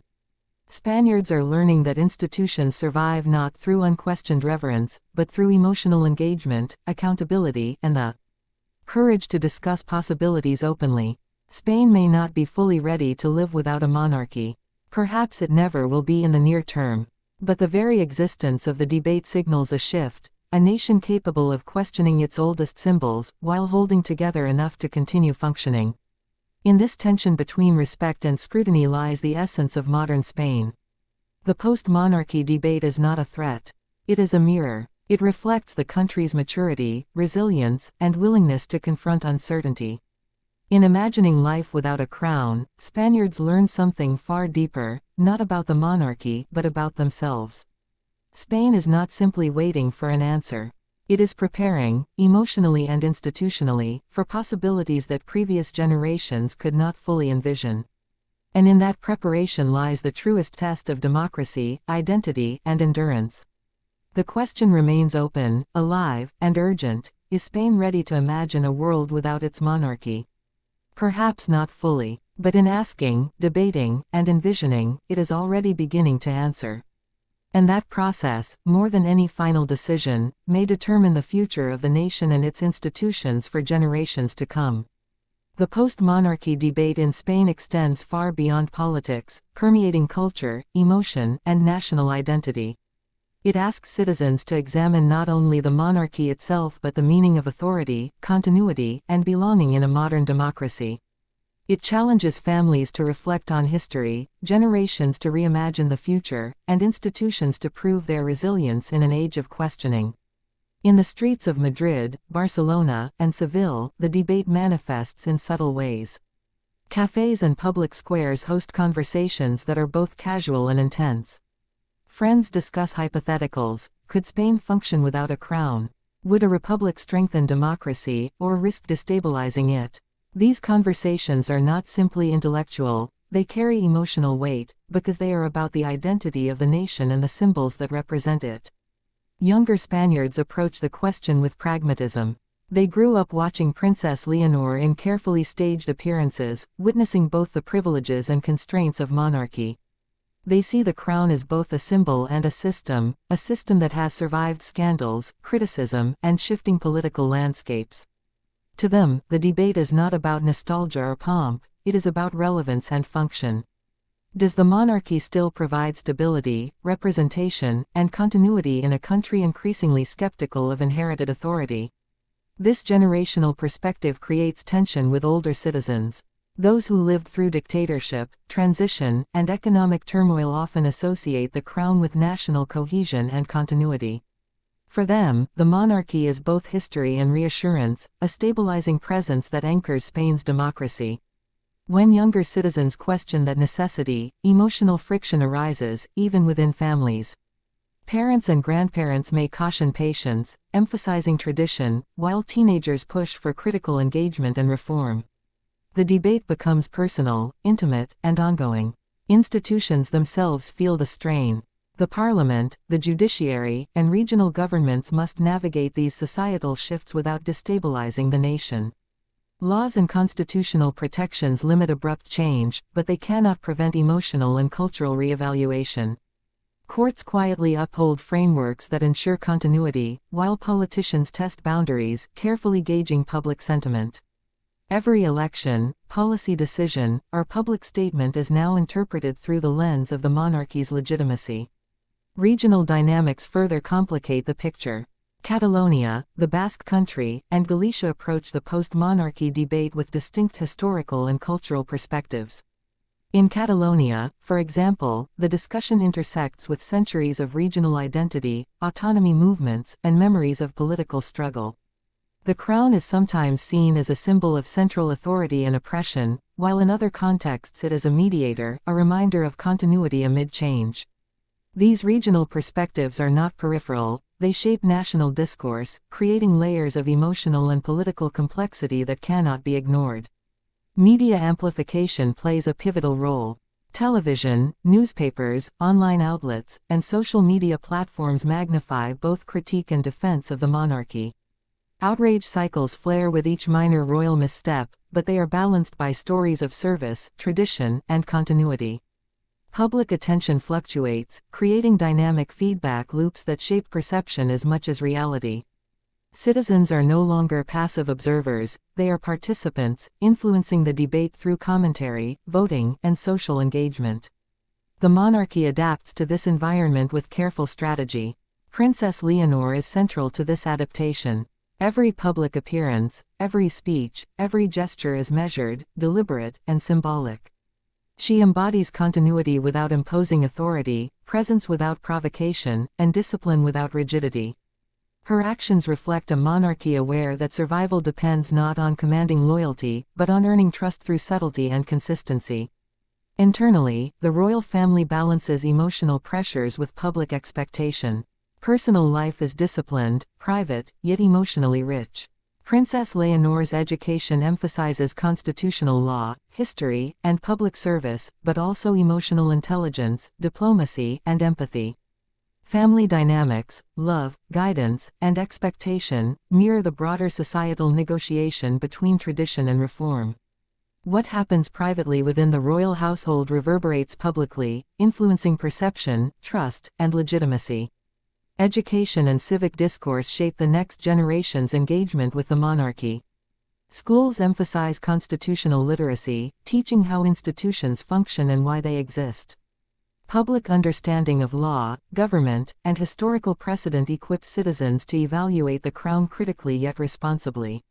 Informed debate, rather than emotional reaction, becomes the foundation of post-monarchy discussions. Economics also intersects with perception. Citizens link the monarchy to transparency, fairness, and institutional accountability. Financial scandals erode trust, while visible engagement in social initiatives rebuilds it. Spain's economic realities, housing affordability, employment, regional development, inform opinions about the monarchy's relevance and purpose. Citizens ask not whether the crown exists, but whether it contributes meaningfully to their lives and society. International observation adds another layer. Comparisons with other European monarchies, republics, and transitional states influence domestic opinion. Spanish citizens absorb lessons from abroad, weighing examples of monarchy adaptation, reform, or abolition. Global perspective informs national debate, reminding Spaniards that monarchy is not merely a domestic question, it is a symbol observed and interpreted in a worldwide context. By 2035, the post-monarchy debate is complex, multifaceted, and deeply emotional. Spain is not fully ready to live without a crown, but the conversation is alive, public, and serious. Citizens are willing to discuss alternatives openly, balancing respect for history with curiosity about the future. Institutions are tested not through revolution, but through endurance, adaptability, and public scrutiny. The monarchy's survival depends on relational trust rather than imposed authority. Princess Leonor embodies that strategy, demonstrating that stability, service, and visibility without provocation can sustain relevance in a skeptical society. The crown's role shifts from commanding loyalty to facilitating dialogue, from symbolizing hierarchy to reflecting shared national values. Ultimately, the debate is as much about Spain as it is about the monarchy. It measures the nation's maturity, resilience, and capacity for emotional negotiation. It asks Spaniards to imagine alternatives without fracturing identity, to question without destroying continuity, and to envision a future that balances freedom with tradition. Spain is not simply waiting for an answer. It is learning to ask the right questions. To measure the value of institutions, to evaluate relevance, and to navigate emotional and cultural complexity.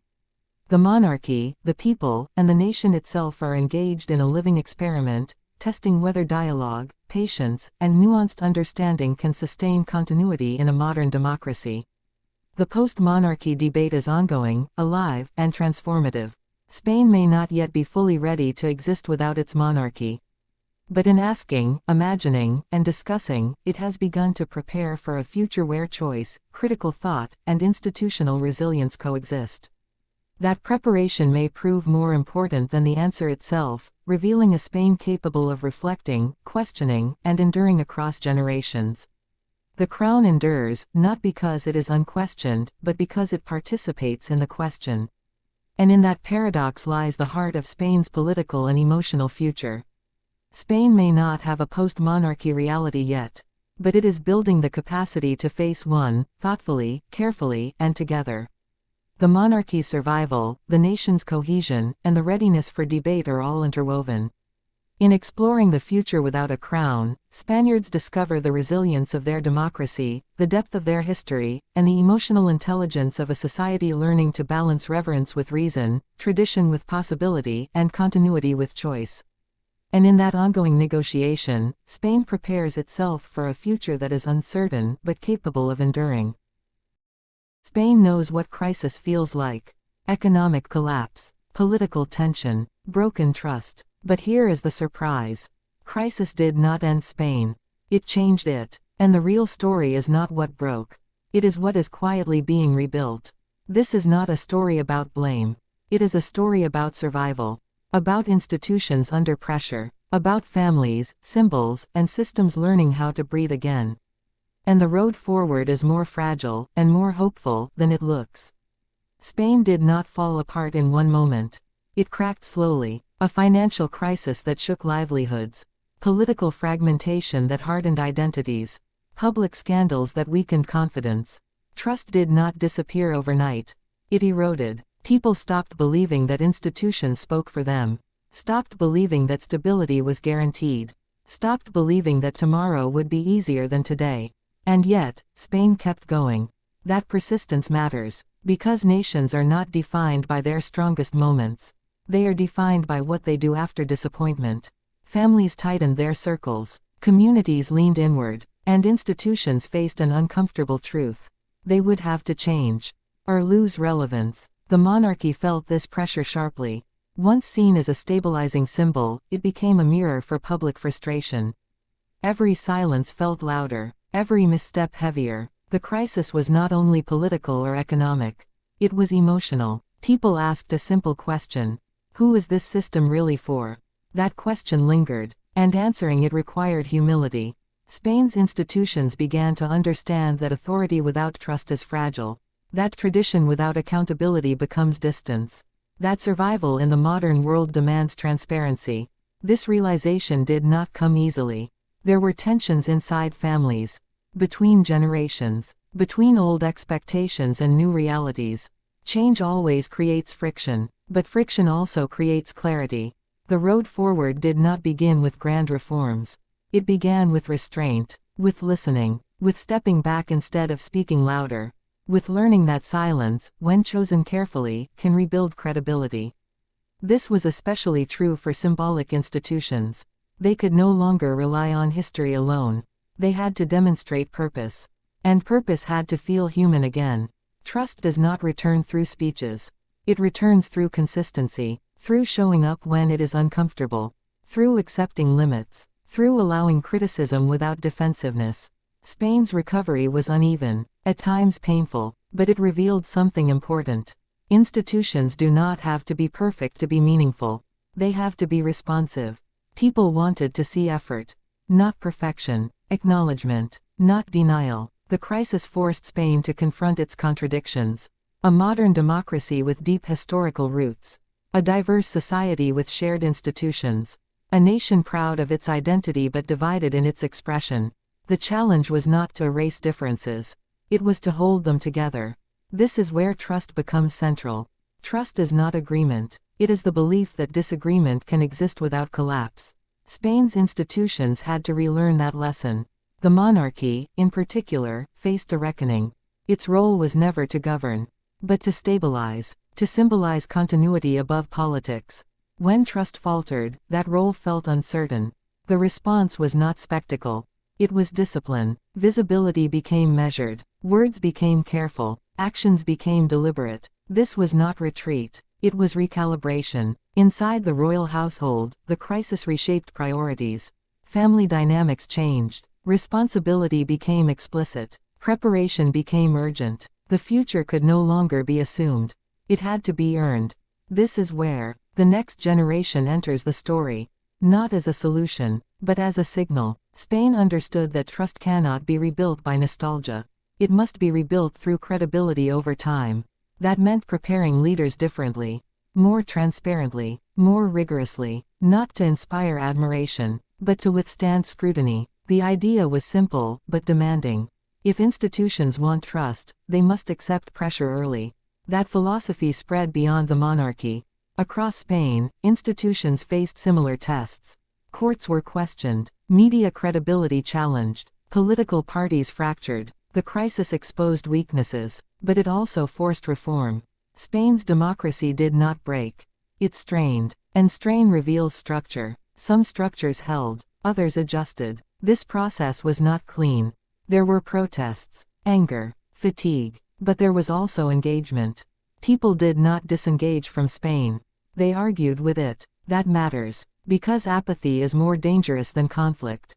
Conflict means people still care. The road forward, then, was not about silencing disagreement. It was about creating space for it without collapse. This is where institutions earn relevance.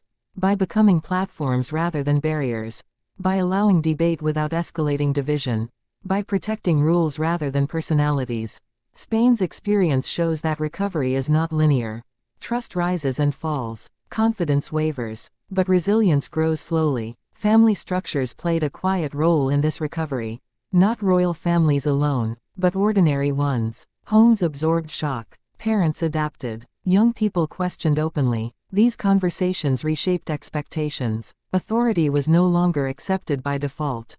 It was interrogated. Institutions that resisted this lost ground. Those that adapted regained some trust.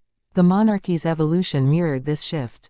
It became less about grandeur, more about presence, less about tradition as spectacle, more about tradition as continuity. This did not erase criticism, but it changed the tone. Gradually, Spain began to stabilize. Not because problems disappeared, but because systems learned how to absorb stress. The crisis taught Spain something vital. That unity does not mean uniformity, and stability does not mean silence. It means agreed rules, mutual restraint, and shared responsibility. The road forward is still unfolding.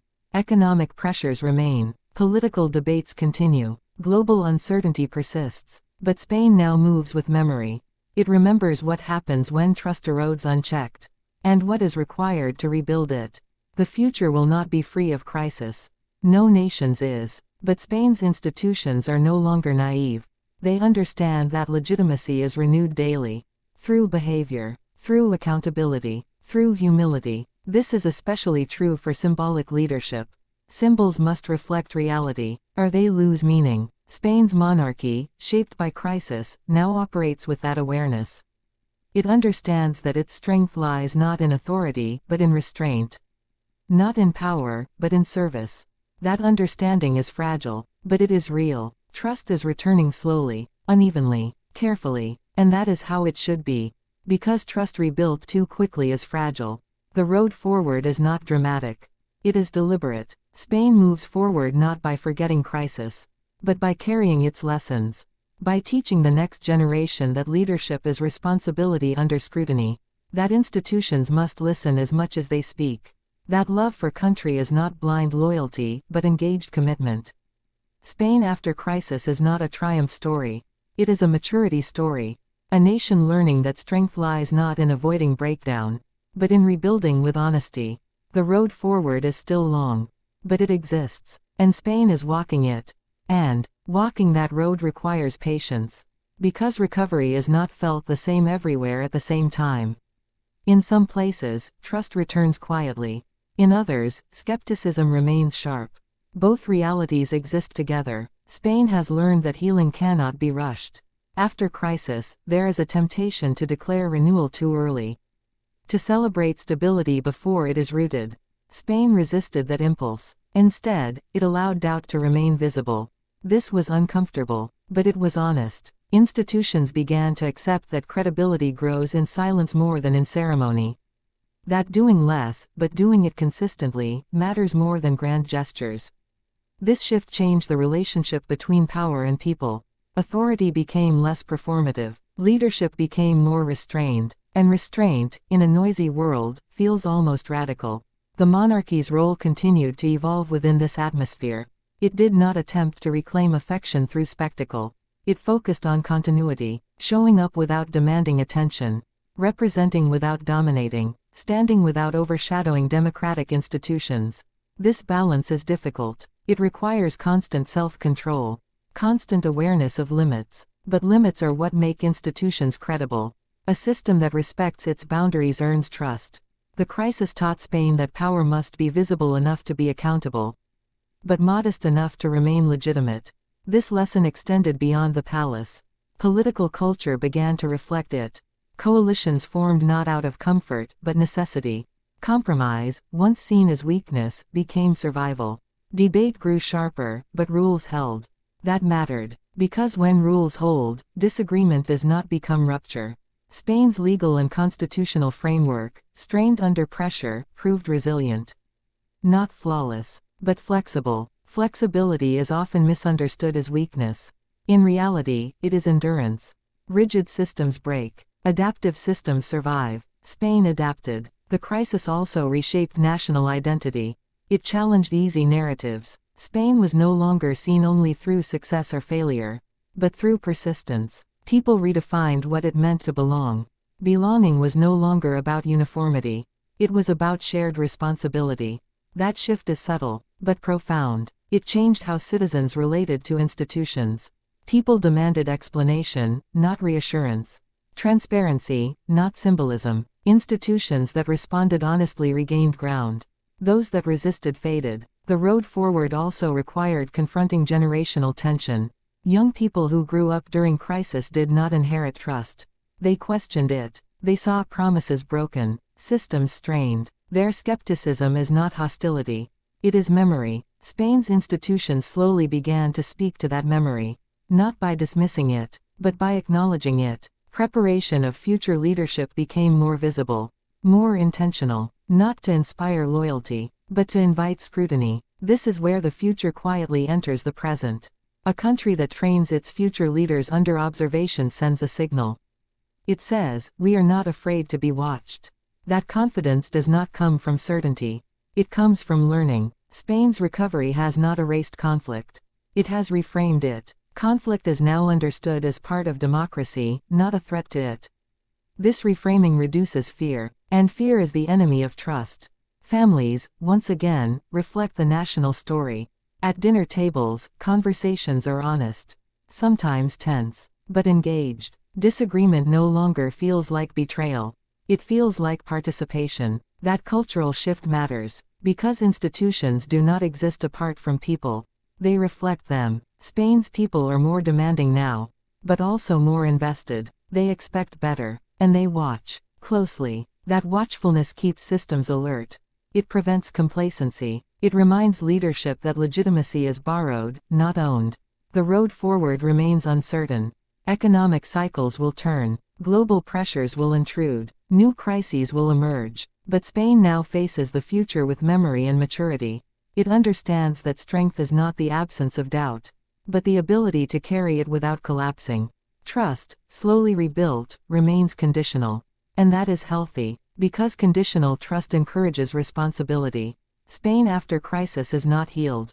It is healing, and healing is active. It requires care, attention, and honesty. The institutions that survived did so because they learned to listen. The families that endured did so because they learned to adapt.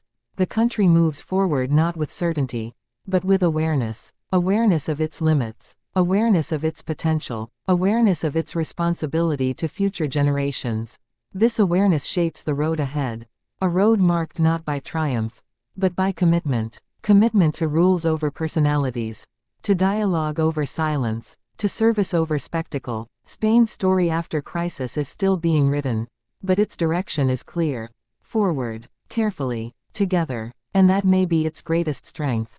Together does not mean without tension. Spain has learned that unity is not the absence of conflict, but the decision to remain connected through it.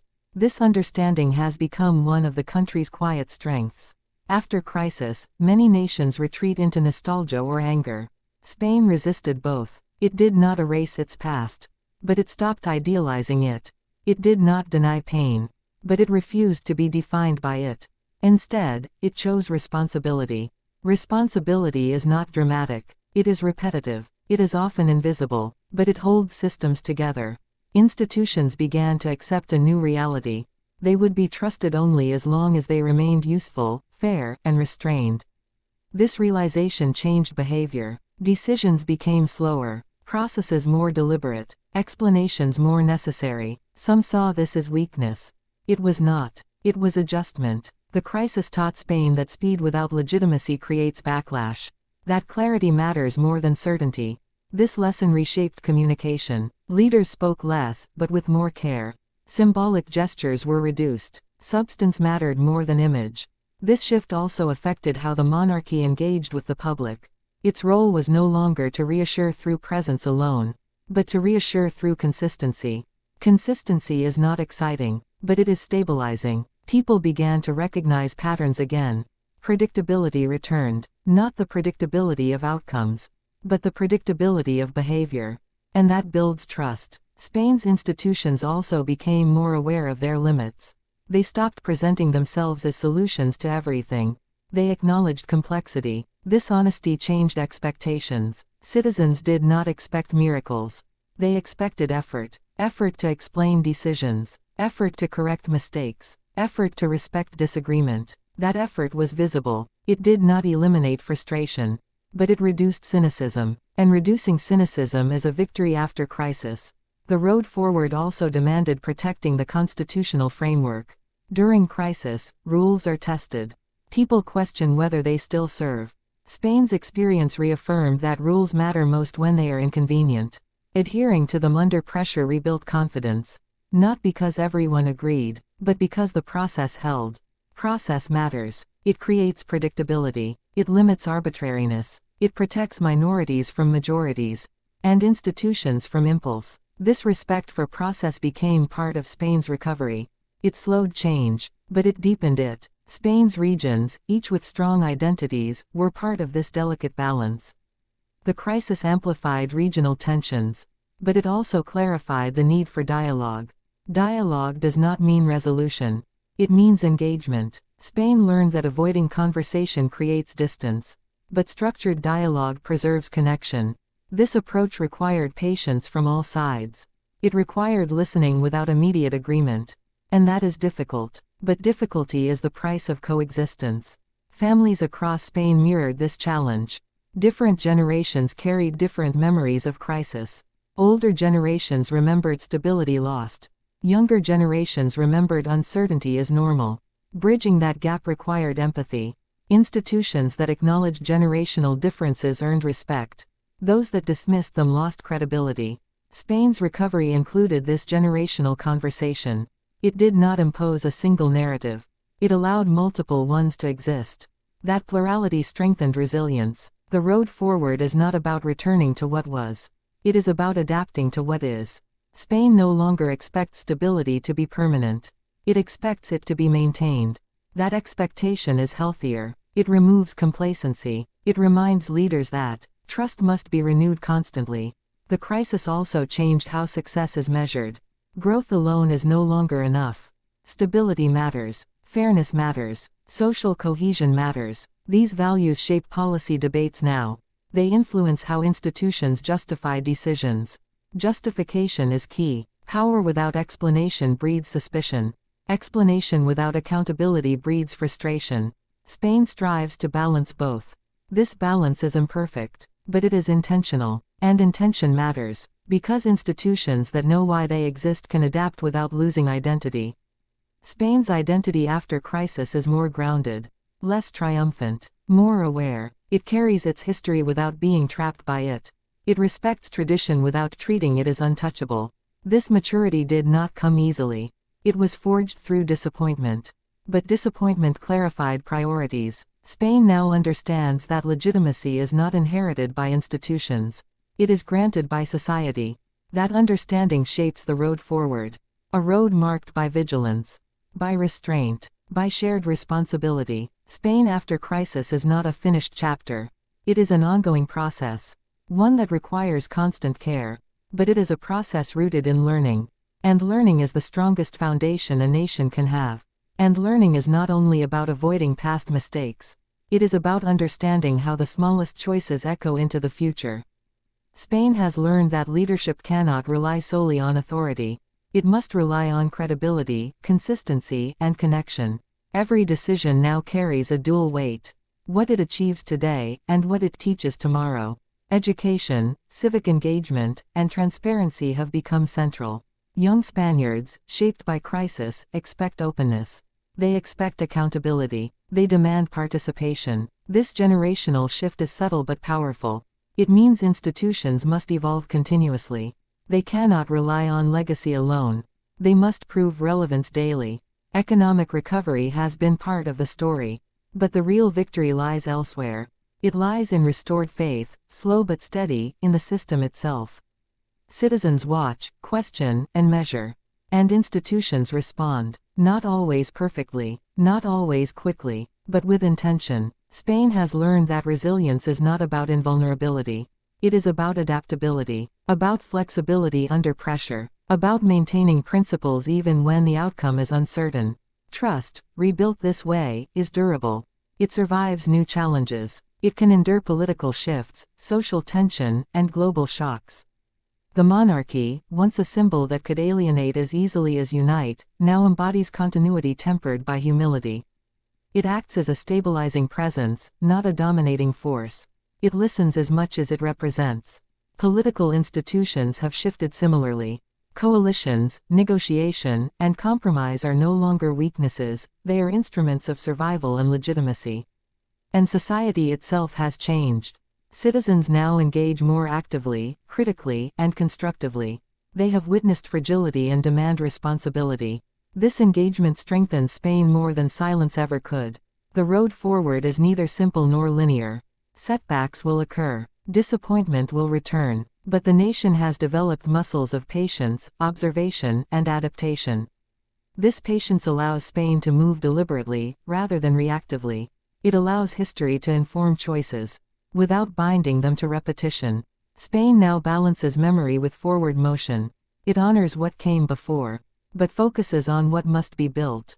This focus is the essence of resilience. It is the capacity to carry lessons from crisis into conscious action. Institutions now operate with awareness of both power and limitation. They understand that respect is earned, not assumed. They know that stability is maintained, not demanded. And citizens are co-authors in this story. Their voices, critiques, and hopes are part of governance, creating a living, evolving democracy. Spain after crisis is not merely surviving. It is learning, refining, and preparing. Its institutions, its families, and its people are all part of a system that grows stronger through reflection. The road forward is marked by cautious optimism. It is neither naive nor triumphant. It is aware, deliberate, and resilient. And while the future will always hold uncertainty, Spain now moves with clarity. Trust must be earned, credibility must be demonstrated, and the nation's strength comes from the ability to adapt without losing identity. This is the lesson of Spain after crisis. Not the story of a nation broken, but of a nation learning to carry itself through adversity together. It is a story still unfolding, and Spain continues to write it, one careful step at a time. The road forward is long, but it is steady, and in that steadiness lies the country's quiet strength. Spain after crisis is not about certainty. It is about endurance, about responsibility, about trust rebuilt through patience, humility, and the shared commitment of a people determined to move forward together. And that is the essence of Spain's path ahead. Absolutely. Here's an extension adding roughly 5 more minutes of voiceover for your video, keeping the realistic, loving, cinematic tone focused on Spain's recovery, trust, institutions, and people. Spain after crisis has learned that recovery is not just structural. It is personal. It lives in families, communities, and everyday interactions. Citizens, once disillusioned, now carry a deeper understanding of their own role. They see that democracy is not a spectator sport. It is participation. It is responsibility. It is effort over time. And that effort matters because institutions, no matter how strong, cannot exist in isolation. They are mirrors of society. They reflect both its resilience and its fractures. Economic progress alone cannot restore confidence. Nor can political speeches or symbolic gestures. Trust grows in quiet consistency, in the repetition of honest action. It grows when citizens witness reliability even when convenience would favor shortcuts. Spain has also recognized that mistakes are inevitable. No institution, no leader, no government can act perfectly at all times. But mistakes become opportunities when they are acknowledged, corrected, and learned from. This is a lesson Spain has embraced after crisis. Humility strengthens authority. Education, civic responsibility, and historical awareness are now central to the national dialogue. Young Spaniards study, question, and challenge the past, not to reject it, but to understand it. They ask, what can we do differently? How do we ensure institutions serve all people, not just some? Their scrutiny is not rebellion, it is engagement, a vital pillar in rebuilding trust. The monarchy's role in this process has been subtle, but crucial. It has become less about ceremony and more about presence. Not visibility for its own sake, but consistency and reliability. When citizens see a system withstand scrutiny calmly and purposefully, confidence begins to return. Political institutions, too, have shifted. Coalitions, negotiation, and compromise are now recognized as tools of stability, not weakness. Policies are debated openly. Transparency is valued over opacity. Checks and balances, once taken for granted, have proven their worth in maintaining order amid uncertainty. Spain has learned that resilience is relational. It exists in the interactions between government and citizen, monarchy and people, regions and nation. Every compromise, every decision, every acknowledgement of error strengthens the fabric of society. It strengthens trust. And trust, once fractured, grows slowly. It cannot be forced. It must be nurtured. It must be demonstrated repeatedly. The road forward also demands that Spain maintain awareness of its diversity. Different regions, languages, and cultures coexist within one nation. After crisis, this plurality is no longer ignored or overshadowed by centralized authority. It is recognized as essential to Spain's identity and to the legitimacy of its institutions. Dialogue has become central to governance. Debate is no longer seen as destabilizing. It is a sign that people care. And engagement fosters connection rather than division. Spain's recovery after crisis is also a story of emotional endurance. Citizens experienced fear, uncertainty, and loss. Leaders experienced pressure, scrutiny, and accountability. Institutions faced both internal and external challenges. And yet, the country has endured. Not by pretending the past did not exist. Not by erasing failure, but by carrying those lessons forward with humility, patience, and intentionality. The nation has become disciplined in ways it did not expect. Not through enforcement alone, but through shared understanding. Through the recognition that stability is not a gift, it is a responsibility that must be exercised daily. This understanding extends to the younger generation. They are observers and participants. They are the inheritors of lessons learned, but also the architects of the future. Their voice is heard. Their judgment is respected. Their engagement reinforces the institutions they will one day lead. Spain after crisis is not the story of a nation restored to some idealized past. It is the story of a nation matured by adversity. A nation learning that authority and trust are inseparable. That consistency, transparency, and responsiveness are more powerful than appearance or ceremony. And the road forward remains both challenging and hopeful.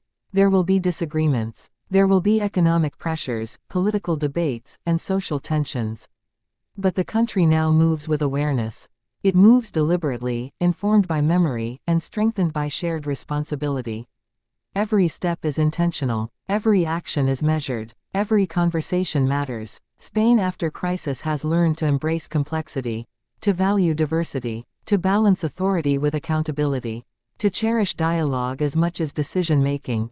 It has learned that endurance is not passive. It is active, conscious, and persistent.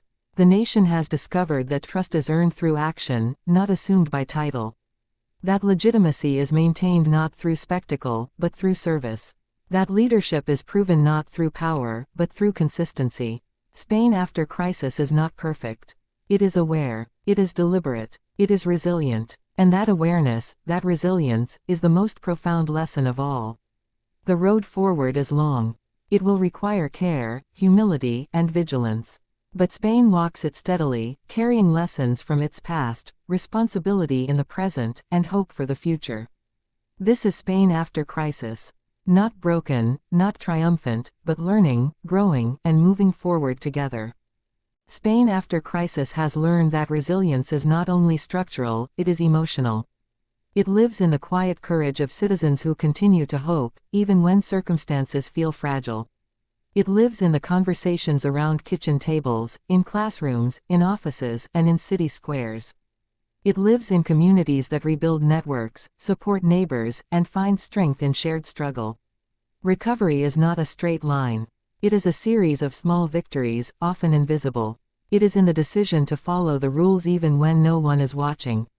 It is in the choice to participate, to vote, to speak, and to listen. It is in the willingness to trust again, slowly, carefully, even after disappointment. Institutions have learned this lesson too.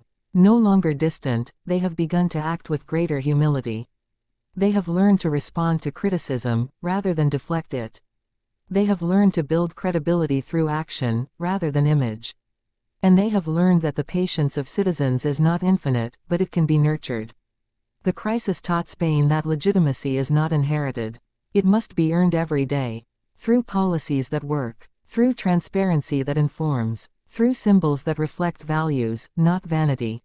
The monarchy, once a figure of tradition and spectacle, adapted in subtle but meaningful ways. It realized that its relevance depended not on ceremony but on consistency. It had to show that it understood the concerns of the people, that it could stand as a stabilizing presence. And that its role in democracy was to support, not dominate. Political institutions, too, learned the same lesson. Coalitions became less about compromise for convenience and more about responsibility. Decision-making became slower, but more deliberate. Debates, once potentially destabilizing, became constructive exercises in negotiation and understanding. Citizens began to engage differently as well. No longer passive observers, they became active participants. They questioned, they challenged, they held leaders accountable, and in doing so, they strengthened the very institutions that were once distrusted. Generational shifts became apparent. Young Spaniards who grew up during the crisis brought skepticism, yes, but also critical thinking, innovation, and a refusal to accept empty promises. They demanded inclusion in conversations about policy, about governance, about the nation's future. Institutions learned that the engagement of youth is not a threat, it is essential for durability. The crisis reshaped Spain's sense of identity. It forced a re-examination of what it means to belong to a nation.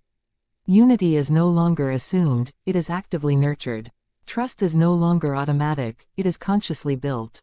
Diversity, once a potential source of tension, became a source of strength. Spain learned that its regions, languages, and cultures are not obstacles to cohesion, they are the foundation of it. Dialogue replaced silence. Engagement replaced resignation. Plurality became a stabilizing force rather than a divisive one.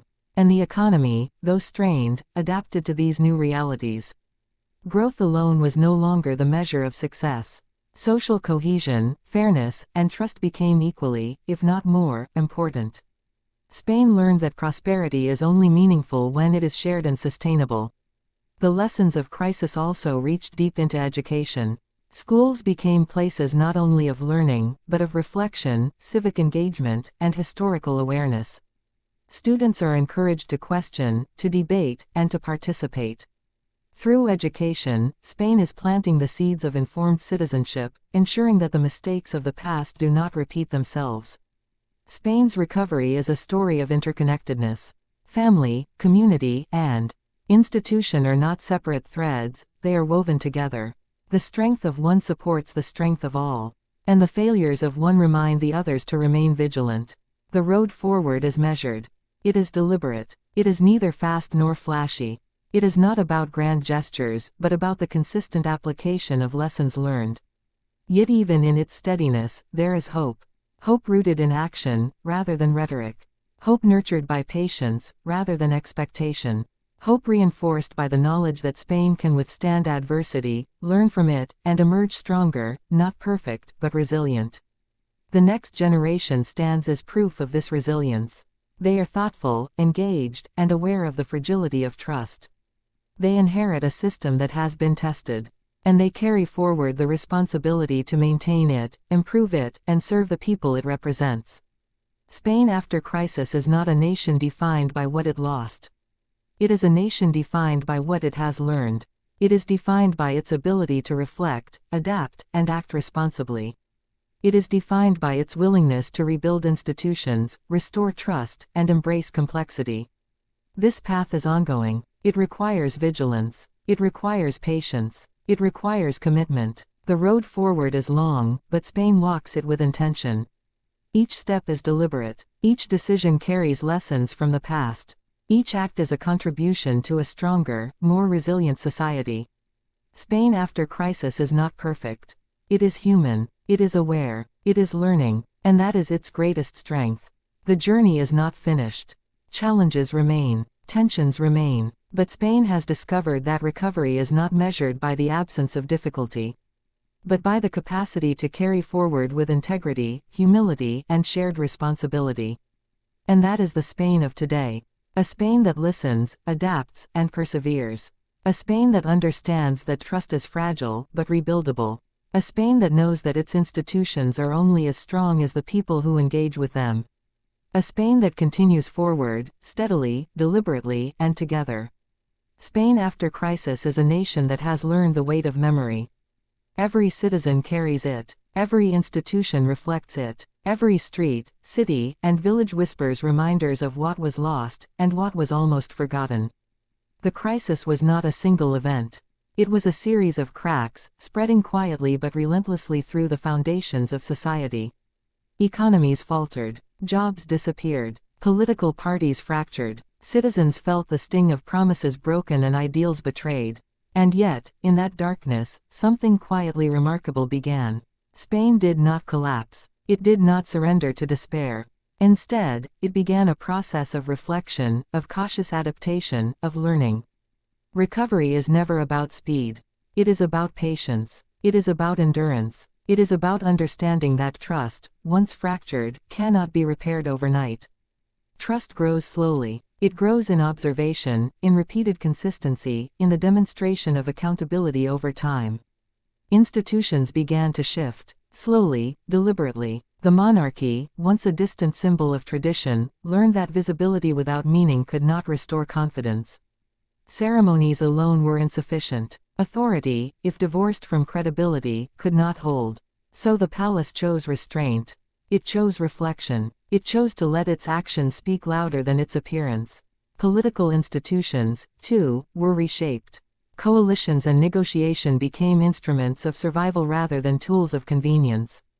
Policy was debated openly, sometimes painfully, sometimes with frustration, but always within a framework of rules and constitutional limits.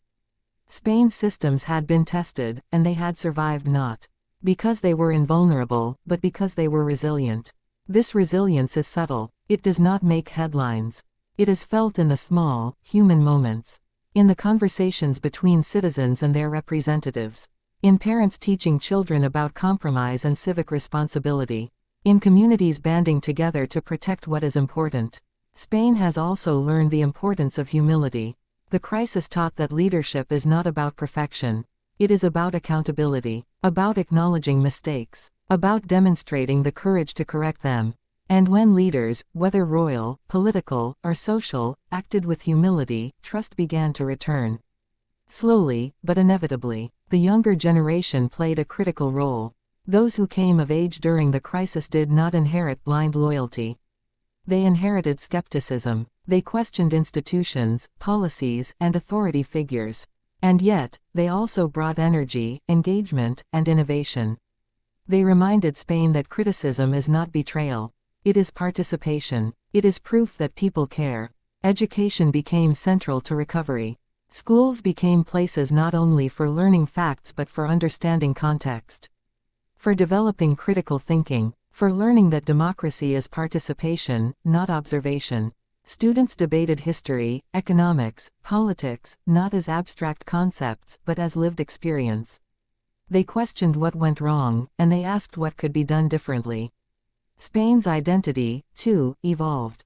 It became less about simplistic narratives of triumph and decline, and more about understanding complexity. Unity no longer meant uniformity. Diversity was no longer seen as a challenge but as a strength. The regions, languages, and cultures that make Spain unique became essential components of a resilient society. Dialogue replaced silence. Engagement replaced resignation. Plurality became stabilizing, not divisive. Economic recovery was important, but it was never sufficient. Growth alone cannot rebuild trust. Social cohesion, fairness, and transparency became just as critical. Institutions learned that legitimacy is earned not in prosperity, but in integrity. Not in promises, but in action. And yet, the road forward is far from complete. Spain still faces tensions, economic pressures, political debates, and social inequalities.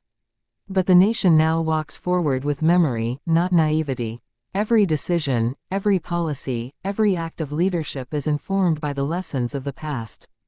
And those lessons are carried not only by institutions but by the citizens themselves. Families reflect this national journey.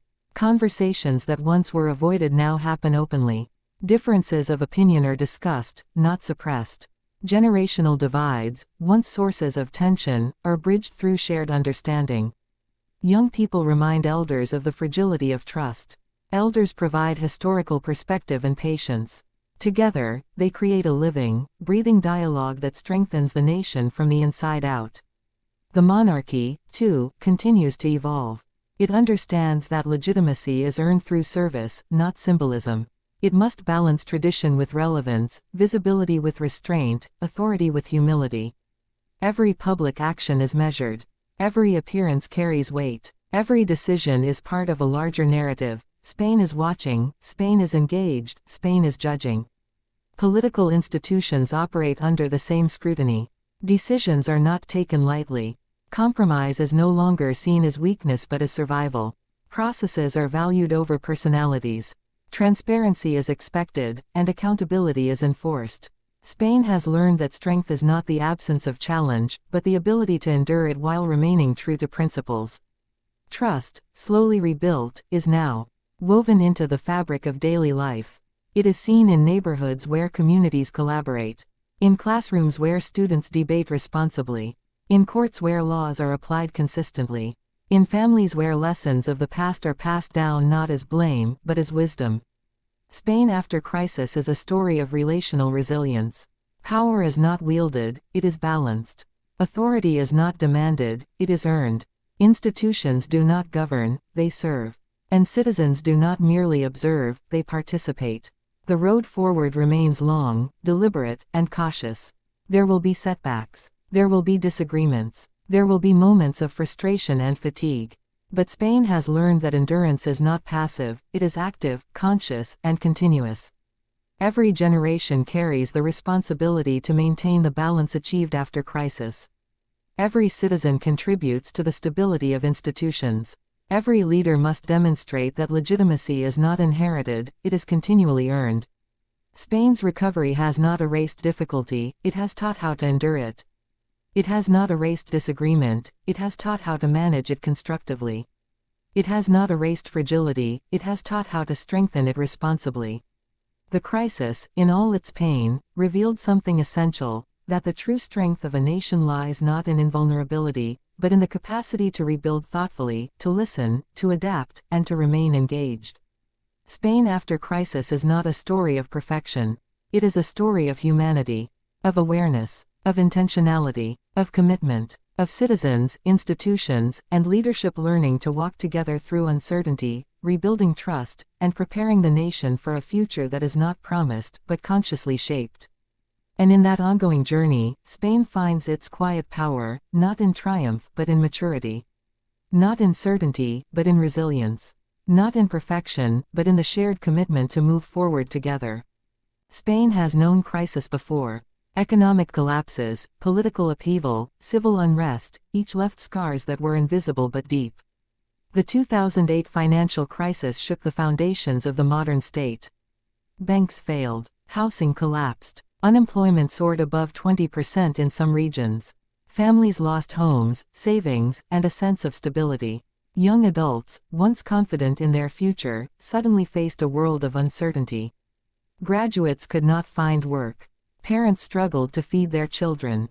Communities that had relied on solidarity felt strain, as neighbors competed for dwindling resources. And yet, in that darkness, small acts of resilience emerged. In Andalusia, a family opened their home to neighbors who had been evicted, sharing meals and shelter. In Catalonia, communities organized food banks and support networks.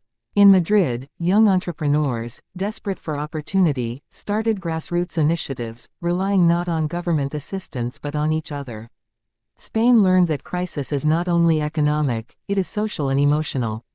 Trust frays first in personal relationships, before it reaches institutions. Citizens wondered, can we count on the system? On our leaders? On each other? The monarchy felt this pressure acutely. King Juan Carlos I, once a symbol of Spain's transition to democracy, faced scrutiny as scandals emerged. Public confidence dipped, not only in the monarchy but in the broader institutions that had been seen as stabilizing forces. His son, King Felipe VI, recognized that the monarchy's survival depended not on tradition alone, but on credibility, accountability, and visible service. The lessons from the palace were subtle but profound. The monarchy became a study in restraint and example. Ceremonial grandeur alone would not suffice. It needed transparency, consistency, and humility. Felipe VI embraced these principles, demonstrating that leadership is not about commanding attention, but about sustaining trust. Regions, too, faced their own crises. Catalonia's push for independence created tension between local identity and national unity. Basque nationalism reminded the nation that historical grievances linger. Andalusia struggled with high unemployment and migration pressures. Madrid faced rapid urbanization and political division. Each region revealed a different aspect of Spain's challenge: how to maintain cohesion, honor diversity, and rebuild trust simultaneously. Families, the smallest unit of the nation, bore the brunt of these crises. Imagine the young couple in Valencia whose savings vanished in a bank collapse. Imagine the elderly grandparents in Galicia, watching as their children left for Germany or the UK in search of work. Imagine children in Barcelona, trying to make sense of protests, unemployment, and political tension. Their stories, personal and intimate, mirror the nation's journey. Resilience grows through care, adaptation, and patience. Chained curiosity loops emerge as we examine these crises. What caused them? How did ordinary citizens respond? How did institutions fail or adapt? And most importantly, what lessons were carried forward? In Madrid, 2012, protests filled the streets, indignados, demanding transparency and accountability. Young Spaniards, angry but hopeful, questioned everything: government, monarchy, economic systems. What began as frustration became engagement. Citizens realized their voice mattered.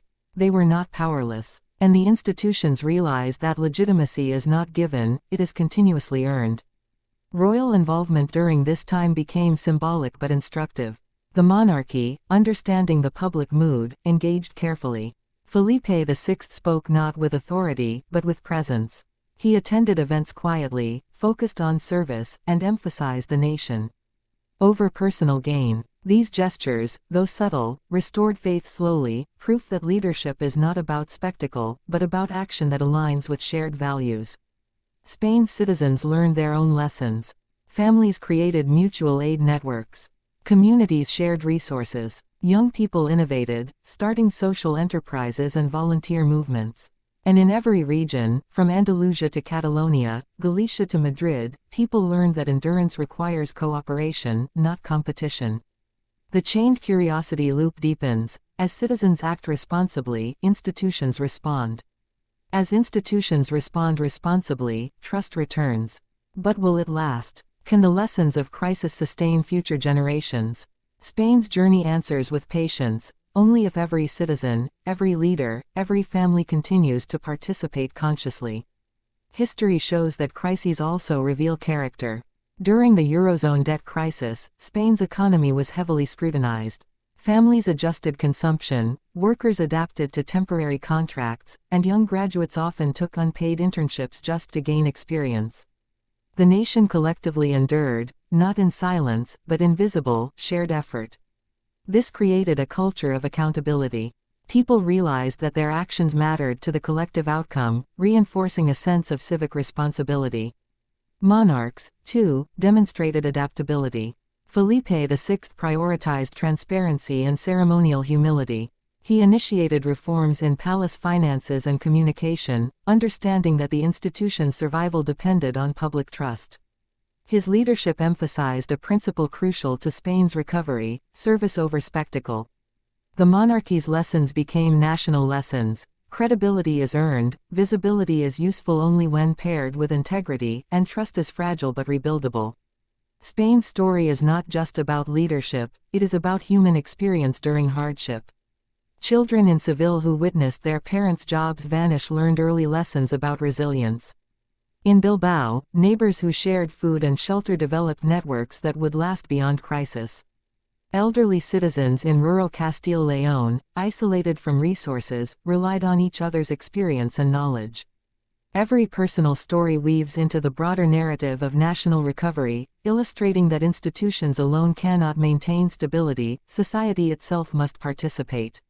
Emotional arcs emerge naturally. Despair transforms into resilience, frustration into engagement, skepticism into accountability. Citizens who once protested against corruption became volunteers in civic organizations. Young Spaniards who left the country for opportunities abroad now returned to create startups and mentor new generations. Families who were once fractured by economic strain became tighter, learning cooperation under pressure. Each loop of challenge and response reinforces Spain's evolving story. The monarchy's role deepens the narrative, it is both symbolic and instructive. By acknowledging past mistakes, Felipe VI strengthened public faith. By emphasizing preparation for future leadership, he reminded citizens that institutions can adapt, evolve, and serve beyond historical precedent. Lessons of humility, discretion, and service were observed and internalized by society. Crisis revealed fragility, but it also created consciousness. Spain learned that national resilience is relational. Every citizen's action matters, every family's adaptation matters, and every institution's response matters. Together, these threads create a fabric that endures. The road forward is neither fast nor linear. It demands reflection, patience, and engagement. But Spain walks it with intention. Each decision, from political reform to community action, carries historical memory. Each act, from royal transparency to citizen initiative, rebuilds trust. And every conversation, whether in government halls or family kitchens, strengthens the bonds that sustain the nation. Spain after crisis is not perfect. It is aware. It is deliberate. It is resilient. It is human. And that is its greatest strength.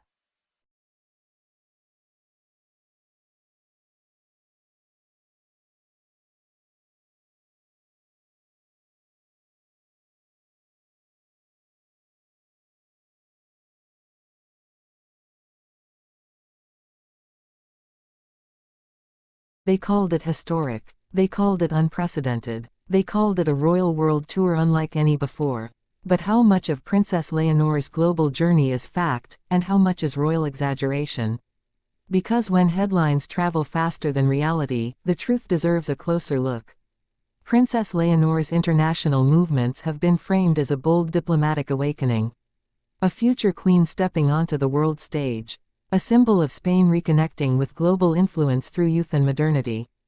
That is the narrative, but the reality is more layered, more careful, and far more strategic than the excitement suggests. Leonor's travels did not begin as spontaneous diplomatic outreach. They were the result of years of preparation, carefully selected environments, controlled exposure. Her early appearances abroad followed a familiar royal formula: multilateral settings, educational contexts, ceremonial roles designed to observe before acting. Nothing random, nothing rushed. So when commentators describe her movements as historic, the question becomes simple. Historic compared to what? Compared to past Spanish heirs, Leonor's exposure is indeed earlier and more visible. But compared to European royal standards overall, her path is measured. Deliberate, even conservative. The difference is not the travel itself. It is the timing. Leonor is being introduced to the global stage at a moment when monarchies are fragile. Every appearance is interpreted as a signal. Every handshake is a statement. That context amplifies perception. Some reports suggest Leonor is being positioned as Spain's next great diplomatic asset. A soft power figure meant to humanize the crown internationally. That interpretation is partially true. But it ignores an important detail. Leonor is not leading diplomacy.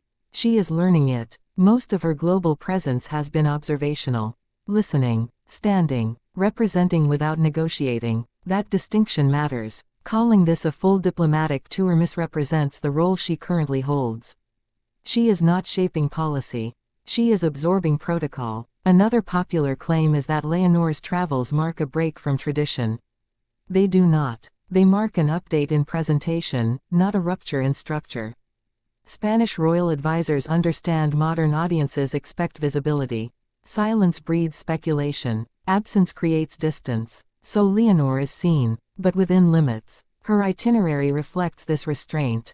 Multinational forums rather than bilateral negotiations. Symbolic appearances rather than strategic meetings.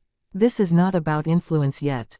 It is about familiarity. Introducing a future monarch to international audiences slowly enough to avoid overexposure. Some media outlets have described these journeys as exhausting trials. A young royal under immense pressure.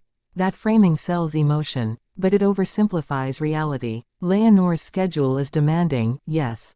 But it is not unmanaged. She is supported, protected, guided. Every appearance is buffered by preparation and recovery time.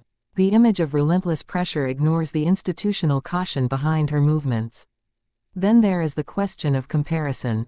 Is Leonor traveling more than expected? Or are audiences simply seeing more than before? The rise of real-time coverage makes each appearance feel bigger, more frequent, more intense. But frequency on screens does not always equal frequency in life. Much of what is framed as constant global movement is, in reality, a series of spaced, symbolic steps. This is not a whirlwind tour of power. It is a controlled introduction to responsibility. The term historic suggests transformation. But what is happening is continuity under new conditions. Leonor's global presence reflects Spain's desire to modernize perception without destabilizing tradition. She represents continuity, not change. Stability, not disruption. The real significance of her journeys lies not in where she goes, but in how little she says. Observation before assertion, listening before leadership. That silence is intentional. It signals readiness to learn rather than eagerness to dominate. So are Princess Leonor's global journeys historic? In visibility, yes. In symbolism, yes. In substance, not yet. And that is exactly the point. History is not being made in grand gestures. It is being prepared quietly, one appearance at a time. And that quiet preparation is where the real story begins, not where the headlines usually end. Because what is being tested through Princess Leonor's global journeys is not her ability to travel. It is her ability to endure interpretation. Every step she takes abroad is filtered through expectation. Some see a future queen asserting presence. Others see a teenager being pushed too fast. Both views reveal more about the observer than about Leonor herself. What often goes unexamined is the framework guiding these journeys. Spain's monarchy is acutely aware of its historical vulnerabilities. Public trust has not always been stable. Every international appearance now serves two audiences at once. Foreign observers and domestic citizens watching closely. Leonor's trips are calibrated to reassure both. Internationally, she appears composed, educated, and culturally aware. At home, she appears careful, restrained, and unambitious in tone. That balance is difficult to achieve. This is why claims of unchecked royal exposure fall apart under scrutiny. There is no evidence of overreach. No unscripted diplomacy. No independent agenda. Her role abroad is symbolic apprenticeship. She attends. She observes. She represents continuity without claiming authority. That is not accidental. Some critics argue that calling these journeys historic lowers the bar for significance. That simply showing up should not be confused with achievement. That critique is valid, but it misses the strategic layer. In modern monarchy, presence itself is a tool. Visibility builds familiarity. Familiarity builds legitimacy. Leonor's travels are less about impact today and more about recognition tomorrow. By the time she speaks with authority, the world will already know her face.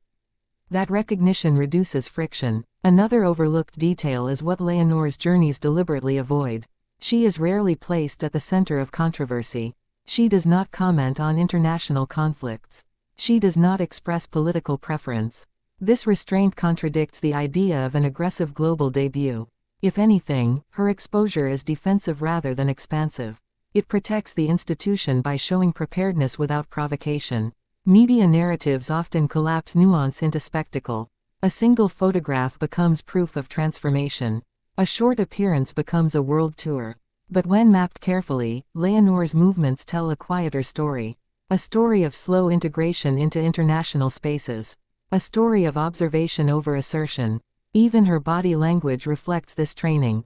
Eyes attentive. Posture controlled. Minimal improvisation. She is not there to impress. She is there to learn how to be seen.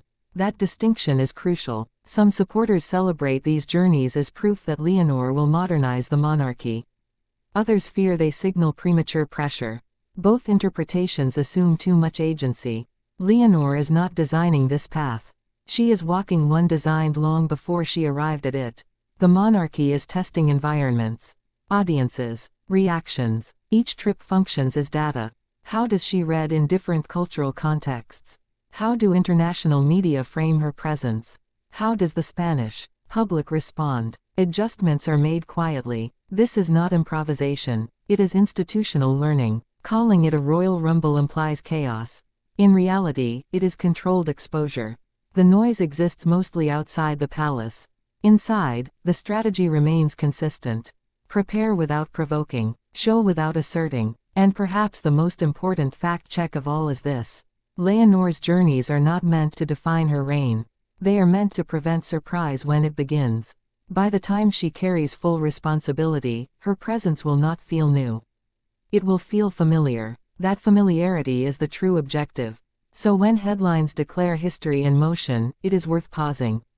Not to dismiss the significance, but to place it correctly. This is not the story of a young royal conquering the world. It is the story of an institution cautiously introducing its future.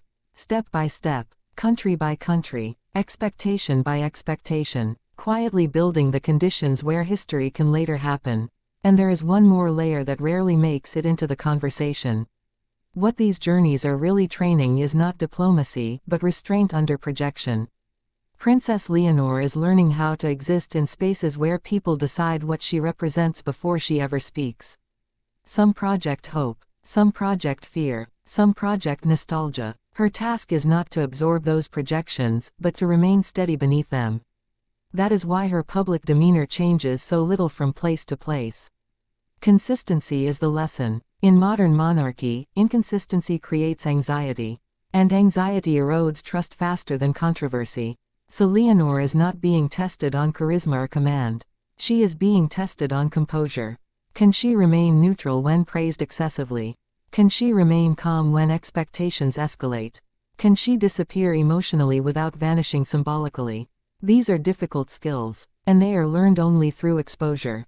That is the hidden purpose of these trips.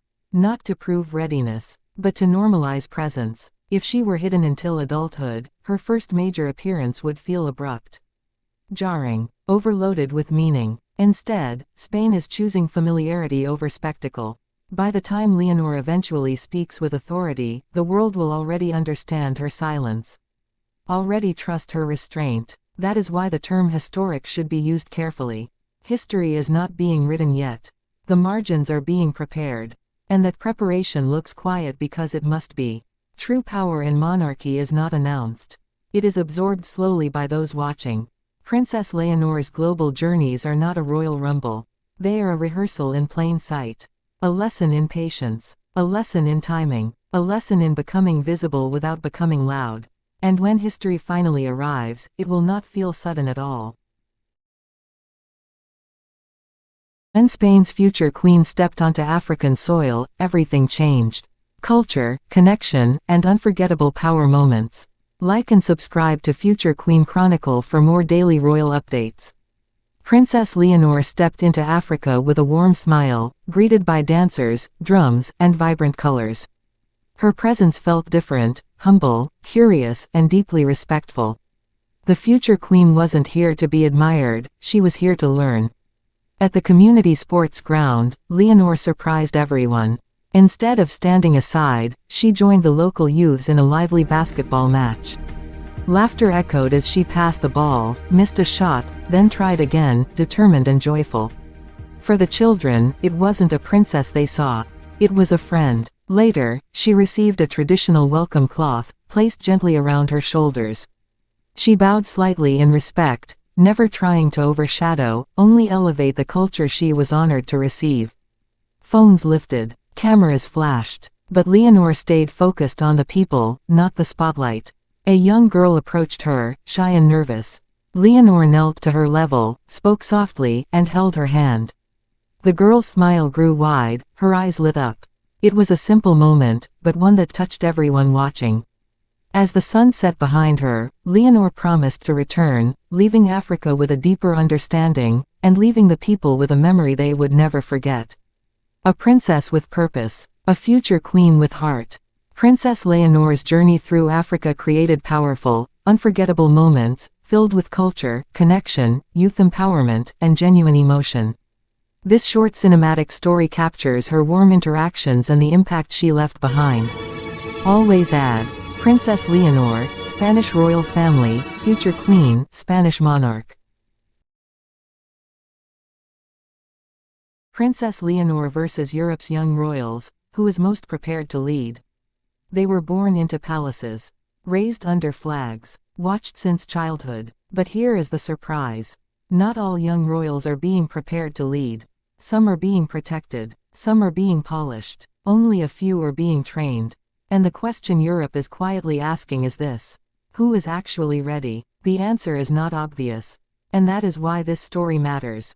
Princess Leonor of Spain stands at the center of a new royal experiment. But she is not alone. Across Europe, a generation of heirs is coming of age, each shaped by different histories, different expectations, different pressures. So who is most prepared to lead?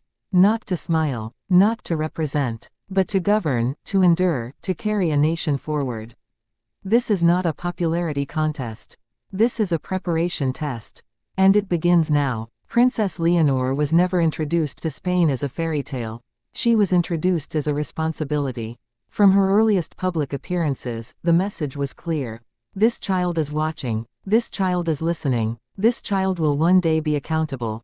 Her first speeches were careful, not charming. Her posture was taut, not playful. Her education was deliberate, not indulgent. Spain did not rush her into the spotlight. Nor did it hide her away. Instead, it built a corridor. A long one, with pressure on both sides. Military discipline, constitutional literacy, languages, public scrutiny. The aim was never to make her beloved. The aim was to make her capable. And this is where the comparison begins. Because across Europe, youth royalty has taken different paths. In the Netherlands, Princess Catharina Amalia carries the weight of openness. She was introduced early, openly, honestly. Her education is strong, her presence sincere, but her preparation leans toward representation, not command. In Belgium, Princess Elizabeth reflects quiet intellectual strength. Oxford trained, globally aware, disciplined in thought, yet deliberately shielded from pressure, protected from intensity. In Norway, Princess Ingrid Alexandra balances tradition with modern restraint. She trains, she appears, but within a system that softens the edge of authority. In Denmark, Prince Christian stands in a monarchy that values symbolism and continuity over confrontation. He is visible, he is polished, but the burden is shared. Each of these young royals is impressive. Each is serious, each is worthy of respect. But preparation is not admiration. And leadership is not likability. The real question is not who looks ready. It is who has been tested. Spain, shaped by its own turbulent history, made a different choice. It decided that the future could not be improvised. Princess Leonor was placed into environments where comfort disappears. Military academies do not care about titles. Uniforms erase privilege. Hierarchy replaces entitlement. Here, discipline is not symbolic. It is lived. This was not done for spectacle. It was done for legitimacy. In Spain, the armed forces represent constitutional unity. They stand above politics. They answer to the state, not personalities. By placing the future queen within that structure, Spain sends a message. Leadership is service. Authority is restraint. Power is responsibility. And this changes how Leonor is perceived. At home, and abroad. Now compare this to other heirs. Many European royals receive military exposure. But not immersion. Many wear uniforms. Few live inside the system. Leonor does not observe discipline. She submits to it. And that distinction matters. Because leadership is not learned in ceremonies. It is learned in silence. In routine. In discomfort. But preparation is not only about strength. It is also about understanding. Leonor's education is deeply constitutional. She studies the limits of her future power as much as its scope. She is trained to speak carefully, to listen longer, to represent without dominating. This is not accidental. Spain's monarchy exists within a democratic framework that has been tested.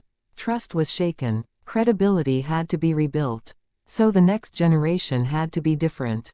Not louder, not grander, but steadier. Now consider the emotional cost. Being trained this way is not gentle.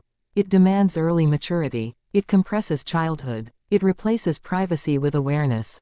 Other young royals are protected from this weight. Leonor carries it. And here the comparison becomes uncomfortable. Is it better to protect youth? Or to prepare it? Europe has not answered this question the same way. Some monarchies believe visibility should come later. Others believe pressure should be delayed. Spain believes the opposite. It believes leadership should be grown slowly. Under watch. Under stress. Under truth. This does not make Leonor better. It makes her different. And difference is where readiness is tested. Now consider soft power. In a global world, perception is influence. A young leader who speaks multiple languages.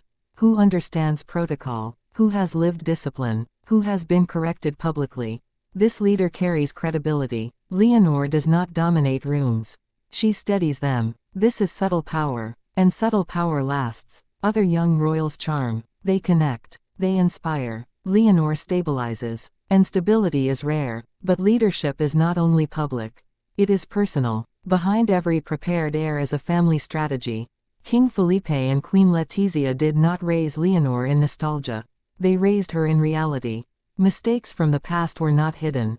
They were learned from. Scandals taught silence. Criticism taught humility. The result is a household that values restraint over excess.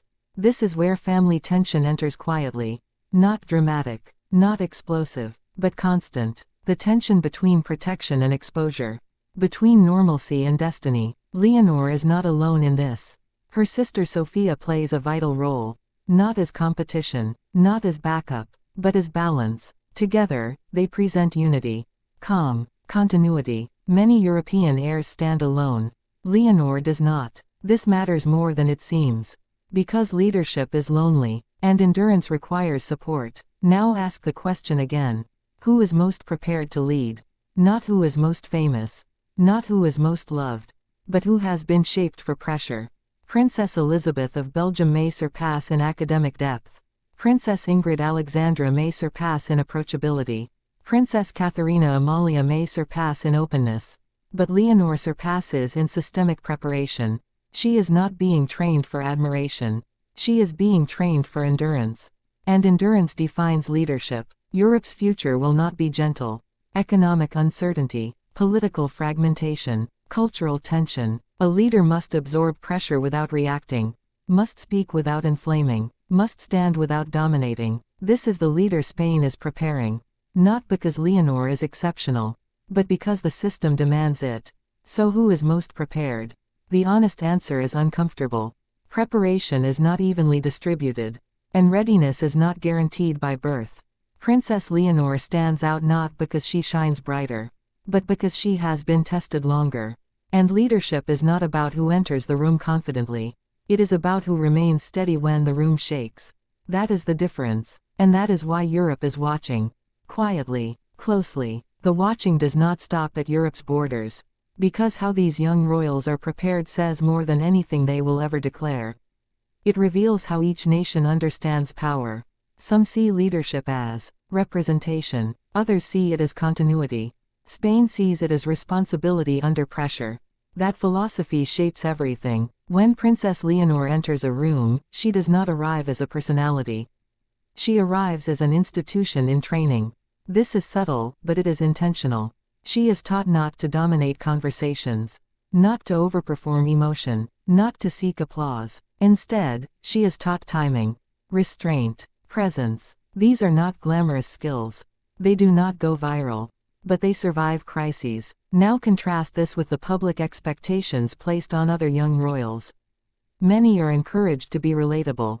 To feel accessible. To connect emotionally with their generation. This is not wrong. It is powerful in its own way. But relatability fades quickly when authority is required. Spain understands this risk. So Leonor's public image remains measured. Warm, but controlled. Human, but contained. She is allowed to be seen, but not consumed. This balance is rare. And it is difficult. Because the world now rewards immediacy. Emotion. Visibility. Leonor's preparation resists that pressure. She is being trained for longevity, not moments. Now consider what happens when leadership is challenged. Not in theory, but in reality. Protests. Political polarization. Media storms. A prepared leader does not respond impulsively. They absorb. They wait. They choose words like tools. This skill is not innate.